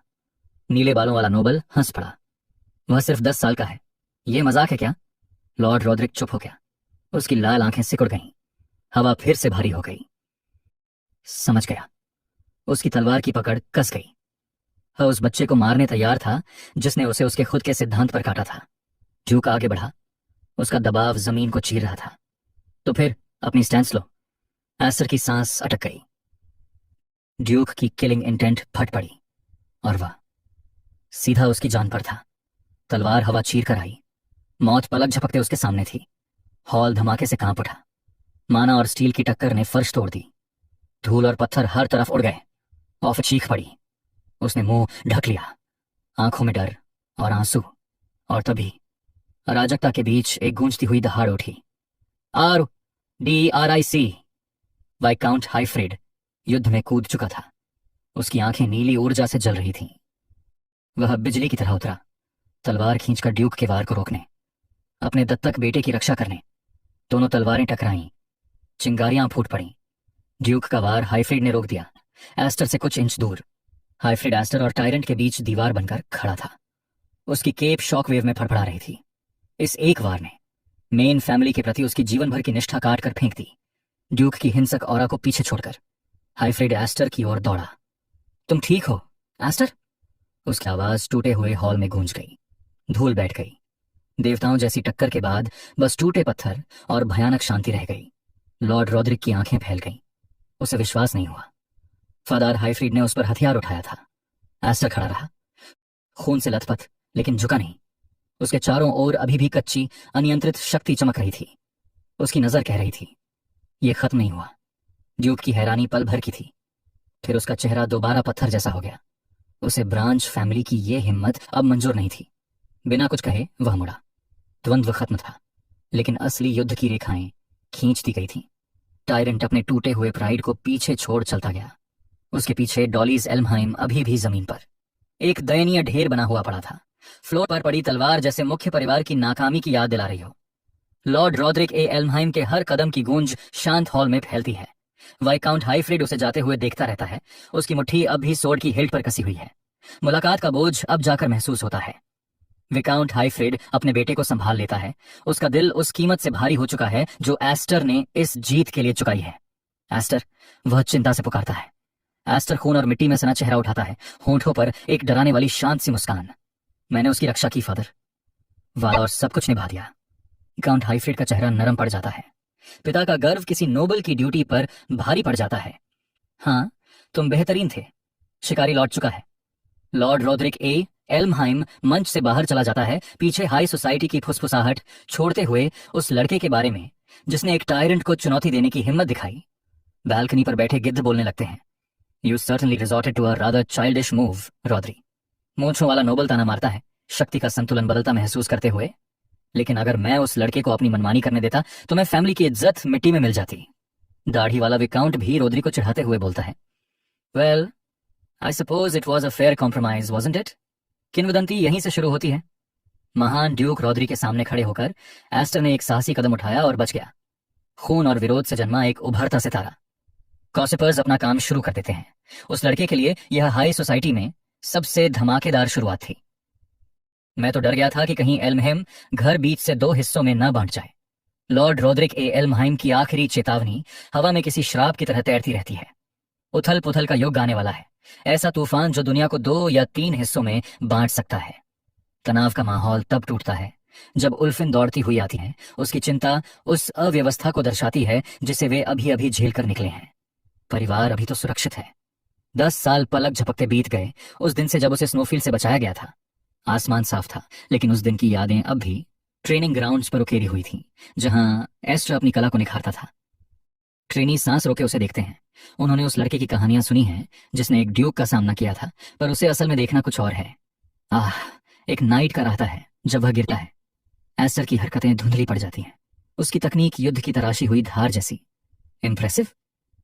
वेटरन ट्रेनी अविश्वास से मुस्कुरा देता है। लड़के की क्षमता अब किसी भयावह चीज में बदल रही है। यंग मास्टर एस्टर, अब 10 साल बड़ा, वह बच्चा जिसने एक ड्यूक को चुनौती दी थी, अब घातक और केंद्रित वॉरियर बन चुका है। उसकी नारंगी आंखें अब भी उसी तीव्रता से जलती हैं। काफी कौशल है, और वो सिर्फ 10 साल का है। यह तो डरावना है। नाइट्स थमते नहीं। सोर्ड डांस असेंबली से लौटने के बाद से वह और भी ज्यादा ट्रेनिंग में डूब गया है। शायद उसे अच्छी इंस्पिरेशन मिली होगी। उसकी लेजेंड हर वार के साथ बड़ी होती जाती है, और सुना है उसने लॉर्ड रोदरिक के तीसरे बेटे को भी कुचल दिया है। बीते कर्ज चुकाने की तैयारी हो रही है। एस्टर एल्महाइम धूप में ट्रेनिंग करता है। ब्रांच फैमिली के नाइट्स उसे देखते हैं, भीतर कहीं पुराने अन्याय का संतोष महसूस करते हुए। एक बोलता है, मेन फैमिली ने इतने साल कड़वी गोली खिलाई है। ये कहानी बड़ी सुकून देने वाली है। एस्टर ए एल्महाइम अपनी लकड़ी की तलवार घातक इरादे से घुमाता है। उसे असेंबली याद है जहां उसने पहली बार टायरेंट को चुनौती दी थी। वह सोचता है, सोर्ड डांस असेंबली में मैंने अपनी ताकत और मौजूदगी दिखा दी। उसका हर वार उन लोगों के लिए संदेश है जिन्होंने कभी उसे नीचा दिखाया था। एस्टर सोचता है कि अब विकाउंट हाउस का मजाक उड़ाने वालों की आवाज कुछ समय के लिए शांत हो जाएगी, पर उसके लिए सिर्फ खामोशी काफी नहीं, उसे शक्ति चाहिए। मेरा असली लक्ष्य तो एल्पहेम ही है। अगर मैं इसे और आगे धकेल सकता, अपनी ताकत को परख सकता। उसकी पीली आंखें और ज्यादा की भूख से जलने लगती हैं। वह मानता है अभी की स्थिति में मैं रोदरिक को नहीं हरा सकता। वह खुद को जितना धकेल सकता है धकेलता है। इस दुनिया में रैंक ही सब कुछ है। क्रेस्ट किसी की लेटेंट मैजिक पावर का पैमाना है, लेकिन उसका क्रेस्ट अलग है, और यही उसका बोझ है। फिर भी मैं 7 विंग्स की शक्ति पूरी तरह नहीं निकाल पाता। पोटेंशियल बेकार है अगर उसे काबू ही ना कर सको। काश मैं 7 विंग्स को पूरी तरह परख पाता, बिना इस डर के कि वो बेकाबू हो जाएं। वह आसमान की ओर ट्रेनिंग सोड उठाता है। वह एक शिकारी है, सही समय का इंतजार करता हुआ उन लोगों पर झपटने के लिए जिन्होंने उसे त्याग दिया था। वह परछाई की तरह चलता है। एक और नाइट गिरता है। एस्टर एल्महेम की गति को समझ भी नहीं पाता। कौशल में अंतर हर दिन और चौड़ा होता जा रहा है। 10 साल की ट्रेनिंग ने उसके इरादे को नरम नहीं किया, बल्कि उसकी आंखों की आग और प्रचंड हो गई है। बिट्रेल की याद से भड़कती हुई लकड़ी के गिरने की आवाज उसके लिए संगीत जैसी है। उसके सामने सारे स्पारिंग पार्टनर्स हार चुके हैं। Next, anyone else? उसकी आवाज ठंडी और आदेश देने वाली है। कोई नहीं हिलता। एक परिचित आवाज उसका ध्यान तोड़ती है। एट इट अगेन, हाँ? फिन एल्महाइम पास आती है टीजिंग स्माइल के साथ। एस्टर कभी रिस्ट्रेंट नहीं जानता। यह वाकई अनबिलीवेबल है। और फादर तुम्हें बुला रहे हैं, वह बताती है। एस्टर सांस छोड़ता है। फादर? ठीक है, जा रहा हूं। वह गिर चुके नाइट को पार करता हुआ आगे बढ़ता है, फिर रुकता है, अपनी बहन की तरफ देखता है। कुछ अलग लगता है। That outfit. उल्फिन एल्महाइम पलट कर उसे देखती है। वह ट्रेनिंग गियर पहने है, नोबल ड्रेस नहीं, दुर्लभ नजारा। क्या तुमने नहीं कहा था कि यह क्यूट नहीं लगता, इसलिए पहनना पसंद नहीं? एस्टर पूछता है। उल्फिन कंधे उचकाती है। सब में बैलेंस होना चाहिए, है ना? तुम्हें देखकर लगा कि मैं ऐसे नहीं चल सकती। उसके जवाब देने से पहले ही उल्फिन अपनी वुडन सोर्ड उसके चेहरे के बिल्कुल सामने कर देती है। उसकी आंखों में एक चमक है, प्लेफुल और दृढ़। व्हेन आई गेट बैक तुम्हें मेरे साथ काफी समय बिताना होगा। यह आदेश नहीं, वादा है। एस्टर उसे जाते हुए देखता है। चेहरे पर आती हल्की मुस्कान फिर उसी ठंडी दृढ़ता में बदल जाती है। आराम खत्म। बहन की हंसी अभी भी हवा में तैर रही है, लेकिन पिता का बुलावा एस्टर को भारी ऑफिस के दरवाजे की ओर खींच रहा है। ट्रेनिंग खत्म हुई एक फीकी हंसी के साथ जब एस्टर ने गिरे हुए नाइट्स को देखते हुए अपनी बहन की सीरियसनेस पर चुटकी ली। गो इजी ऑन मी। दोनों जानते थे कि टायरेंट परिवार में मर्सी जैसी कोई चीज नहीं होती। हॉलवे में एक तेज नॉक गूंजता है। एस्टर एल्महाइम पिता के ऑफिस के बाहर खड़ा है, बुलावे का बोझ उसकी पीठ पर महसूस होता हुआ। वह अंदर प्रवेश करता है। दोपहर की सुनहरी धूप फर्श पर बिखरी है। एक्सक्यूज मी, वह कहता है। विकाउंट हाईफ्रीड पहले से उसका इंतजार करते हुए एस्टर अनुशासन के साथ डेस्क के पास पहुंचता है। डैड, क्या जरूरत है? वह पूछता है। विकाउंट हाईफ्रीड तुरंत नहीं देखता। बैठो, वह आदेश देता है। आवाज सख्त है लेकिन थकी हुई। एस्टर बैठ जाता है। इस घर की खामोशी पढ़ना उसने सीख लिया है। यह अक्सर तूफान या किसी भारी बोझ के आने का संकेत होती है। विकाउंट हाईफ्रीड चुप्पी तोड़ता है। लगभग 10 साल हो गए जब हमने तुम्हें परिवार में लिया था। 10 साल का बचाव, 10 साल की छिपी हुई ताकत। मैं चाहता था तुम थोड़े और बड़े हो जाओ, वह आगे कहता है। वह मेज पर रखे एक छोटे नक्काशीदार बॉक्स की तरफ हाथ बढ़ाता है। उसके हाव भाव सावधान है। बॉक्स खुलता है। अंदर एक रिंग है जिसमें खून जैसा लाल रूबी जड़ा है। एस्टर उसे देखकर सिहर उठता है। दिस इज, वह फुसफुसाता है। अगले उत्तराधिकारी का प्रमाण, विकाउंट कहता है। वह सीधे अपने गोद लिए बेटे की आंखों में देखता है।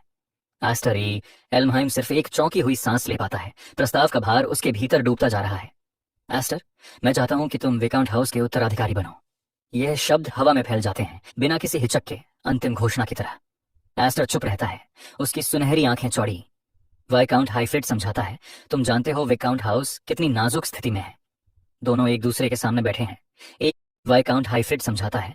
तुम जानते हो विकाउंट हाउस कितनी नाजुक स्थिति में है। दोनों एक दूसरे के सामने बैठे हैं, एक ही नाम से बंधे हुए, जिस नाम को परिवार का बाकी हिस्सा तिरस्कार से देखता है। सूरज ढल रहा है विकाउंट टेरिटरी के ऊपर, लेकिन चाहें या ना चाहें हम एल्महाइम नाम वाली ब्रांच हैं। अपनी टेरिटरी के लॉर्ड। हमारी भी जिम्मेदारियां हैं। जिम्मेदारी उन्हें बांधती है जैसे कोई भारी जंजीर। दीवारों पर एंसेस्टर्स की परछाइयां लटक रही हैं। हम उत्तराधिकारी की सीट हमेशा खाली नहीं छोड़ सकते, वह कहता है। एक प्लेस होल्डर काफी हो चुका। एस्टर तुरंत परिवार की जटिल राजनीति के बारे में सोचता है। सिस्टर्स इससे ठीक होंगी? वह पूछता है। उसे अच्छी तरह पता है कि खून में कैसी जलन और नफरत पनपती है। विकाउंट अपनी आंखें बंद करता है। नाइट एकेडमी, वहां जाऊंगा तो बहनों से मिलूंगा, सबको ठीक से बता दूंगा। वह सीधा सामना करने वाला आदमी है। एस्टर के मन में मर्फा और कूडो का चेहरा उभरता है। दोनों बहनें, स्वागत अच्छा नहीं होने वाला। वह कड़वाहट से सोचता है। वे खुश नहीं होंगी, खासकर सिस्टर कूडो। वह तो भड़क ही जाएगी। उनके झूठे नोबल व्यवहार का मुखौटा फटने वाला है। काउंट एक भारी सांस छोड़ता है। टूटी हुई फैमिली का दर्द उसके चेहरे पर साफ है। वह तो मुझे सिर्फ इसलिए नफरत करती है कि मैं लड़का हूं और किस्मत से मुझे 7 विंग्स मिले। एस्टर सोचता है। यह नफरत उसने कभी कमाई नहीं, बस झेली है। एस्टर की मुट्ठियां कस जाती हैं। मैं इसे स्वीकार नहीं कर सकता। उसे अपना ही जादू काबू न कर पाने की याद चुभती है। वह नेतृत्व के लिए तैयार नहीं, अभी नहीं। वह उत्तराधिकार की रिंग से मुंह मोड़ लेता है। मैं अपनी मैजिक को संभाल भी नहीं पाता। लगभग अपनी ही बहन को मार दिया था। अभी बहुत अपरिपक्व हूं। 7 विंग्स की शक्ति उस पर बोझ है, आशीर्वाद नहीं। कमरे में खामोशी है। गुस्साई बहन को राजरी करने की उम्मीद कोई कहानी नहीं दे सकती। लेकिन विकाउंट हाईफ्रीड कुछ और सोच चुका है। वह उस योद्धा को देख चुका है जो इस लड़के के भीतर छिपा है। उसके होंठों पर एक हल्की समझदार मुस्कान उभरती है। तुम्हें देखकर हमेशा शक होता है कि तुम सच में बच्चे हो भी या नहीं, विकंट कहता है। उसे पता है वह एक ऐसे मन से बात कर रहा है जिसने युद्ध देखा है। वह अपनी ऑनर नेट चेयर पर पीछे झुकता है। मैंने सोचा सो डांस असेंबली के लिए यह रिंग एक अच्छा इनाम होगा, लेकिन वह जानता है एस्टर कुछ और ही तलाश रहा है। विकाउंट रिंग को एक तरफ रख देता है और एक लंबा पुराना वुडन केस मेज पर खींच लाता है। उसकी नजर तेज हो जाती है। वो उठ जाती है। मुझे लगा था रिंग काफी होगी, लेकिन तुम शायद कुछ और ढूंढ रहे हो। केस दोनों के बीच रखा है, अंदर से एक भारी सोई हुई ऊर्जा की धड़कन महसूस होती है, एस्टर की हड्डियों तक उतरती हुई। वाइकाउंट हाइफ्रीड ढक्कन पर हाथ रखता है। लगता है तुम इसे ज्यादा पसंद करोगे, वह कहता है। यही है 7 पंखों की उग्र शक्ति को काबू में करने की चाबी। Range mode active. The rebellion bags. ढक्कन उठता है। एस्टर की आंखें चौड़ी रह जाती हैं। दैट्स। अंदर से प्राचीन दबाव की लहर फूटती है। यह सिर्फ हथियार नहीं, यह खून और लोहे की विरासत है। उनके सामने पड़ी है महान जादुई तलवार ग्रेहम। काउंट हाइफ्रीड उसकी सच्चाई बताता है। यह मैजिक डिवावरिंग ब्लेड 7 पंखों की उग्र शक्ति को नियंत्रित करने के लिए बनाई गई थी। एस्टर की जिंदगी और उसके प्रतिशोध की असली कुंजी। जंगल के एक अलग थलग हिस्से में विकंट हिफ्राइड उसे एक खुली जगह पर लाता है। यह जगह बिल्कुल सही है। वह रुकता है। गुड, यहां ठीक रहेगा। एस्टर के चेहरे पर उलझन दिखती है। Why here father? अगर बस तलवार दिखानी थी तो ट्रेनिंग हॉल में भी कर सकते थे। विकाउंट का जवाब गंभीर है। नहीं, यह सिर्फ एहतियात है। वह एस्टर द्वारा ट्रेनिंग में छोड़े गए विनाश को याद करता है। टूटी दीवारें, फटा हुआ फर्श। तुम तो अक्सर चीजें तोड़ देते हो। ट्रेनिंग हॉल इसको नहीं झेल पाएगा। विकाउंट हाइफ्रीड आगे बढ़ता है। एयरलूम अपने आप में एक पुरानी भयावह ताकत फैलाता है। उसकी हिल्ट अंधेरी प्राचीन ऊर्जा से चमक रही है। यह मैजिक सोर्ड ग्रेम, वह मशहूर तलवार है जो हमेशा एल्महाइम परिवार के बड़े बेटे को ही दी जाती है। मैंने इसे तुम्हारे लिए मेन हाउस से मंगवाया है, विकाउंट हाइफ्रीड कहता है। जंगल में एक तेज क्लिक गूंजता है। जैसे ही विकाउंट हाइफ्रीड तलवार को खींचना शुरू करता है, हवा की घनत्व बदल जाती है। तनाव बढ़ जाता है। यह है टायरेंट परिवार की असली शक्ति। एस्टर ए एल्महाइम अविश्वास से उसे देखता है। कुछ गड़बड़ है। किंवदंती वाली तलवार वहां नहीं है। वह हाँफता है, यह समझते हुए कि वह जो देख रहा है वह लगभग हास्यास्पद है। Is that a sword? वह बुदबुदाता है। विकाउंट हाइफ्रीड सच्चाई दिखाता है। जैसा देख सकते हो, इस सोर्ड की कोई ब्लेड ही नहीं है। वाइकाउंट की माना उठने लगती है, हिल्ट में समाती हुई। लेकिन अगर मैं इसमें मैजिक पावर डालूं? क्रॉस गार्ड से हिंसक लाल ऊर्जा फूटती है और एक दांतेदार लाल ब्लेड बन जाती है। रेड माना इकट्ठा होकर एक तेज घातक किनारा ले लेती है। यह है एल्महाइम की विरासत का रहस्य। यह तलवार एक संभावित ब्लेड है जिसे पूरा करता है सिर्फ उसे चलाने वाले की मैजिक पावर। एक ही बार में विकाउंट हाइफ्रीड जमा हुई माना को छोड़ता है। एक विशाल लाल विस्फोट जंगल को चीर देता है। पेड़, मिट्टी, सब कुछ मीन उसकी ताकत के नीचे कराहती है। धुआं छांटता है। जहां घना जंगल था वहां अब एक गहरा डरावना क्रेटर है। विकाउंट हाइफ्रीड धुएं के बीच खड़ा है। ग्रैम अब भी खून की प्यास से गूंज रहा है। वह चेतावनी देता है, अगर मैजिक पावर कमजोर हुई तो यह तलवार उसे पूरी तरह निचोड़कर खाली कर देगी। विरासत का यह बोझ अब सीधे एस्टर पर डाल दिया जाता है। विकाउंट हाइफ्रीड हिल्ट आगे बढ़ाता है। तो आजमाना चाहोगे? एस्टर ए एल्महाइम ठंडी हिल्ट पकड़ता है। उसे महसूस होता है कि यह एंशिएंट मेटल उसकी ऊर्जा को पीने के लिए बेचैन है। वह खुद को तैयार करता है। माय माना इनटू दिस सोर्ड, वह फुसफुसाता है। वह आंखें बंद करता है। भीतर सोई शक्ति जाग उठती है। 7 विंग्स की संभावनाएं फाइनली खुलने लगती हैं। जमीन कांपती है। एस्टर दर्द से कराहता है। तलवार उसे चूस रही है। क्या? अचानक हिल्ट से सुनहरी रोशनी का स्तंभ फूटता है, विकाउंट हाइफ्रीड की शक्ति को पूरी तरह निगलते हुए। ऊर्जा अनियंत्रित है। मेरा माना खुद ही तलवार में जा रहा है। उसे भय से एहसास होता है। गोल्डन टॉरेंट आसमान चीर देता है, बादलों को भेद कर ऊपर जाता हुआ। मीलों दूर तक दिखाई देने वाली यह रोशनी आसमान को चमका देती है। बगावत की घोषणा हो चुकी है। दूर गार्ड हक्का बक्का खड़े हैं। What was that light? क्या कोई कॉमेट गिरा? दूसरा चिल्लाता है, बेवकूफ! उल्टा हुआ है, कुछ ऊपर उड़ा है। मैनर में एक आकृति यह दृश्य देख रही है। उल्फिन एल्महाइम की आंखें दूर उठती सुनहरी लपट पर टिकी हैं। वह जानती है ये किसकी शक्ति है। इट मस्ट बी एस्टर, वह धीमे से कहती है। ऑनररी नाइट लौट कर देखती है। उसका छोटा भाई कुछ और ही बन चुका है। गल में एस्टर गिर पड़ता है, हाँफते हुए। माना हवा में घुलती है।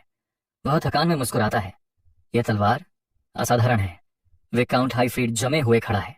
एक बच्चे ने पैदा की हुई तबाही देखकर उसकी आंखें फैल गई हैं। वह बुदबुदाता है, असाधारण। क्या है इसमें? उसकी आवाज कांपती है। असाधारण तुम हो। ऊपर आसमान पूरी तरह फट चुका है। बादल घूमते भंवर में बदल गए हैं। 7 विंग्स की शक्ति का भार पूर्ण है। एल्महाइम वंश में कभी किसी को 7 विंग्स नहीं मिले। एस्टर अकेला है और जल्द ही सबको छाड़ देगा। विकाउंट हाइफ्रीड जानता है, एक दिन यह लड़का मुझसे एक 6 विंग्स और लॉर्ड रॉड्री दोनों से आगे निकल जाएगा। रोदरी की परछाई एस्टर के पीछे किसी काले भाग्य की तरह खड़ी है। लेकिन अब एस्टर को सिर्फ सर्वाइवर नहीं रहना, उसे उस आदमी से भी बड़ा बनना है जिसने उसे कुचलने की कोशिश की थी। इतनी बड़ी शक्ति हमेशा टकराव के बीच बोती है। एस्टर यह समझता है। उसकी पीठ पर 7 विंग्स क्रेस्ट तेजी से चमकता है, किंवदंती का निशान और साथ ही मौत का निमंत्रण। विकाउंट चेतावनी देता है, अगर यह पता चल गया कि तुम 7 विंग्स हो, लोग ईर्ष्या करेंगे, तुम्हें खतरा मानेंगे, कुछ तुम्हें इस्तेमाल करना चाहेंगे और कुछ तुम्हें मार डालने की कोशिश करेंगे। वह एस्टर की ओर हाथ बढ़ाता है। ताकत अब विकल्प नहीं, जरूरत बन चुकी है। स्ट्रांग बनना ही होगा, नहीं तो तुम पछताओगे। एस्टर हिफ्रिड का हाथ थाम लेता है। एक मौन प्रतिज्ञा। मेरी पिछली जिंदगी की तरह दयनीय नहीं जीऊंगा। भविष्य आग है और मैं उसे अपनाऊंगा। Thank you father. मैं 7 विंग्स और इस स्वॉर्ड दोनों को मास्टर करूंगा। 3 दिन बीतते हैं। पूरे हाइफ्रिड मैनर में हलचल है। विकाउंट हाइफ्रिड, विकाउंटेस एल्महाइम और छोटी लड़कियां ग्रैंड स्टेयरकेस पर खड़ी हैं। Welcome home. दरवाजे खुलते हैं। एकेडमी से लौटकर 2 बहनें आती हैं, शांत माल्फा और आगसी Kudrifka. Both of you the unworthy Kudrifka, I have returned. Kudrifka पूरे जोश के साथ घर में घुसती है। वह हाथ फैलाकर बोलती है, अब मेरी प्यारी बहनों, अपनी प्यारी बड़ी बहन को एक हग दो। लेकिन छोटी बहनें सीधे माल्फा की तरफ दौड़ जाती हैं। Sister Malfa, welcome home. Kudrifka हवा को गले लगाती रह जाती है। हाँ, और सिस्टर कूडो के लिए हग। छोटी बहनें जवाब देती हैं, लेकिन सिस्टर कूडो, आप तो मेरा हेयर स्टाइल बिगाड़ देती हो। कुद्रिफ्का हाथ बांधकर चिवलरी वाला नकाब पहनती है। मैं ऐसा असंयमी काम कभी नहीं करूंगी। लेकिन जैसे ही वह अल्फिन को देखती है, उसकी असली बड़ी बहन वाली शिकारी मुस्कान लौट आती है। पकड़ती है। आलिन, अच्छी बच्ची बनी। अल्फिन उसकी पकड़ में संघर्ष करती है। Why are you like this? Malfa चारों ओर देखती है। हाँ, एस्टर कहाँ है? विकाउंट और विकाउंटेस एक दूसरे को देखते हैं। उनके चेहरे पर गर्व और चिंता दोनों है। अगर उसे खोज रही हो, वह अभी जंगल में है, जहां अभी माना का तूफान चल रहा है। कुद्रिफ्का की मुस्कान गायब हो जाती है। एक भयंकर शक्ति जंगल से उठ रही है। मैनर की हवा तक कांप रही है। दूर लाल माना का खंभा आसमान को चीर रहा है। परिवार देखता है, अचंभित। और जंगल में एस्टर एल्महाइम अपनी ही उग्र शक्ति से लड़ रहा है। माना उसकी पीठ पर 7 विंग्स क्रेस्ट से फूट रही है। वह सांस लेने तक के लिए जूझ रहा है। पसीना उसकी आंखों में चलता है। डैम, यह नहीं हो रहा। मैजिक सोर्ड ग्रैम हाथों में कांप रही है, उसकी अस्थिर शक्ति के साथ। I can create a sword with my magic, but I am already at my limit. बस किसी तरह इसे काबू में रख पा रहा हूं। एस्टर एल्महाइम जले हुए क्लियरिंग के बीच खड़ा है। जमीन उसकी ट्रेनिंग से टूट चुकी है। उसके मन में वही सवाल घूम रहा है, मैं फादर जैसा कैसे बनूं? जंगल की शांति एक जानी पहचानी आवाज से टूटती है। कुद्रिफ्का छाया से उभरती है, उसकी नजर तेज परखती हुई। वेल वेल, इस बार तो तुमने कमाल कर दिया। एस्टर मुड़ता है। उसकी बड़ी बहन वहां खड़ी है, किसी नाइट जितनी ही भयावह उपस्थिति के साथ। सिस्टर कूडो, आप इतनी जल्दी लौट आई? कुद्रिफ्का ठंडेपन से पलटती है। सोचा नहीं था कि अपनी बहन का स्वागत करने भी नहीं आओगे। उसकी मुस्कान गर्म बिल्कुल नहीं है। Isn't that rather cold of you? वह धीरे धीरे उसकी ओर बढ़ती है। या फिर तुम खुद को इतना खास समझते हो कि हमें नोटिस करने की जरूरत ही नहीं समझते? फिर वह कहती है, सोर्ड डांस असेंबली में जो हुआ, उसकी खबर तो नाइट एकेडमी पहुंच चुकी थी। पूरा एकेडमी तुम्हारी ही बातें कर रहा था। बेशक फादर खूब गर्व कर रहे होंगे।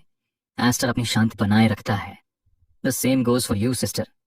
सुना है कि ट्रेनी होते हुए भी तुमने कई मिशंस पूरे किए, और इस साल ऑनररी नाइट मेडल पाने वाली एकमात्र नाइट भी तुम ही थी। कुद्रिफ्का की नजर एस्टर के हाथ में पकड़ी हिल्ट पर टिक जाती है। अगर मैं इतना भी नहीं कर पाती तो फादर की उत्तराधिकारी कैसे बनती? हवा भारी हो जाती है। फिर वह सीधे मुद्दे पर आती है। सुना है तुमने सक्सेसर बनने से मना कर दिया। क्या मेरे लिए किया ऐसा? एस्टर चौंक जाता है। तो फादर ने बता ही दिया। वह सोचता है, मैंने यह सब उसके लिए नहीं किया, बस खुद को योग्य नहीं समझता था। कुद्रिफ्का का चेहरा और कठोर हो जाता है। वह नोबल परिवार की नकली दुनिया को भली भांति समझती है। वह धीरे धीरे उसके पास आती है, आंखों में अंधेरी आग जलती हुई। सच कहूं, फादर और तुम दोनों ही मुझे। उसका प्लेफुल मुखौटा टूट जाता है। एक तेज हरकत में वह अपनी तलवार खींच लेती है। Knowing what my dream is, you are being so spiteful. मिलन खत्म। अब यह ट्रेनिंग नहीं, एग्जीक्यूशन है। एस्टर की सांस रुक जाती है। कुद्रिफ्का की किलिंग इंटेंट साफ महसूस हो रही है। एक मजबूत ब्लास्ट फूटता है। नीली माना हवा में फटती है और उसके वार से पेड़ कागज जैसे चिथड़े हो जाते हैं। मीन फट जाती है। एस्टर किसी तरह उस जानलेवा वार से बचता है। हाँ, जहां वह खड़ा था वहां अब बस धूल और गड्ढा है। What are you doing all of a sudden sis? वह चीखता है। कुद्रिफ्का शांति से डिस्ट्रक्शन के बीच खड़ी है। नाउ देन, काफी समय हो गया। बड़ी बहन तुम्हें एक छोटा सा टेस्ट देगी। उसके चेहरे पर एक जंगली खूंखार मुस्कान उभरती है। वह टेस्ट नहीं लेने आई, कुचलने आई है। वह चेतावनी देती है, I am coming at you for real. Aster का दिल उछल जाता है। वह बहाना खोजता है, सिस्टर अल्फीन, यह सोड अभी इनकम्प्लीट है। कुद्रिफ्का की आंखें ठंडी और निर्दयी हैं। बैटलफील्ड की वेटरन की तरह वह चाबुक की तरह बोलती है, can you make the same excuse when you are facing an enemy? Enemy, यह शब्द एस्टर की हड्डियों तक उतर जाता है। इस जंगल में उसकी बहन गार्जियन नहीं, एक प्रेडेटर है। क्लियर है? कुद्रिफ्का झपटती है। उसकी ब्लू एनर्जी वाली ब्लेड उल्का की तरह गिरती है। वह बिल्कुल नहीं रुक रही। अगर तुमने होल्ड बैक किया तो मैं तुम्हें कुचल दूंगी। उसके वार जमीन तोड़ते हैं। शॉक वेव पूरे जंगल को हिला देता है। एस्टर को समझ आता है, त्याग या दया का समय खत्म। अब सिर्फ सर्वाइवल बचा है। वह अपनी उग्र शक्ति को रोकना छोड़ देता है। उसकी आंखों में सुनहरी रोशनी फूटती है। रेड माना आग की तरह उसके चारों ओर उठती है, एक वायलेंट शील्ड बनकर। But I have no choice. अगर नहीं किया तो मेरी बहन सच में। कुद्रिफ्का की चमकती ब्लेड आसमान से गिरते तारे जैसी जाकर उतरती है। अंतिम वार। एस्टर दांत पीसते हुए सच्चाई स्वीकार करता है, वह मुझे मारने वाली है।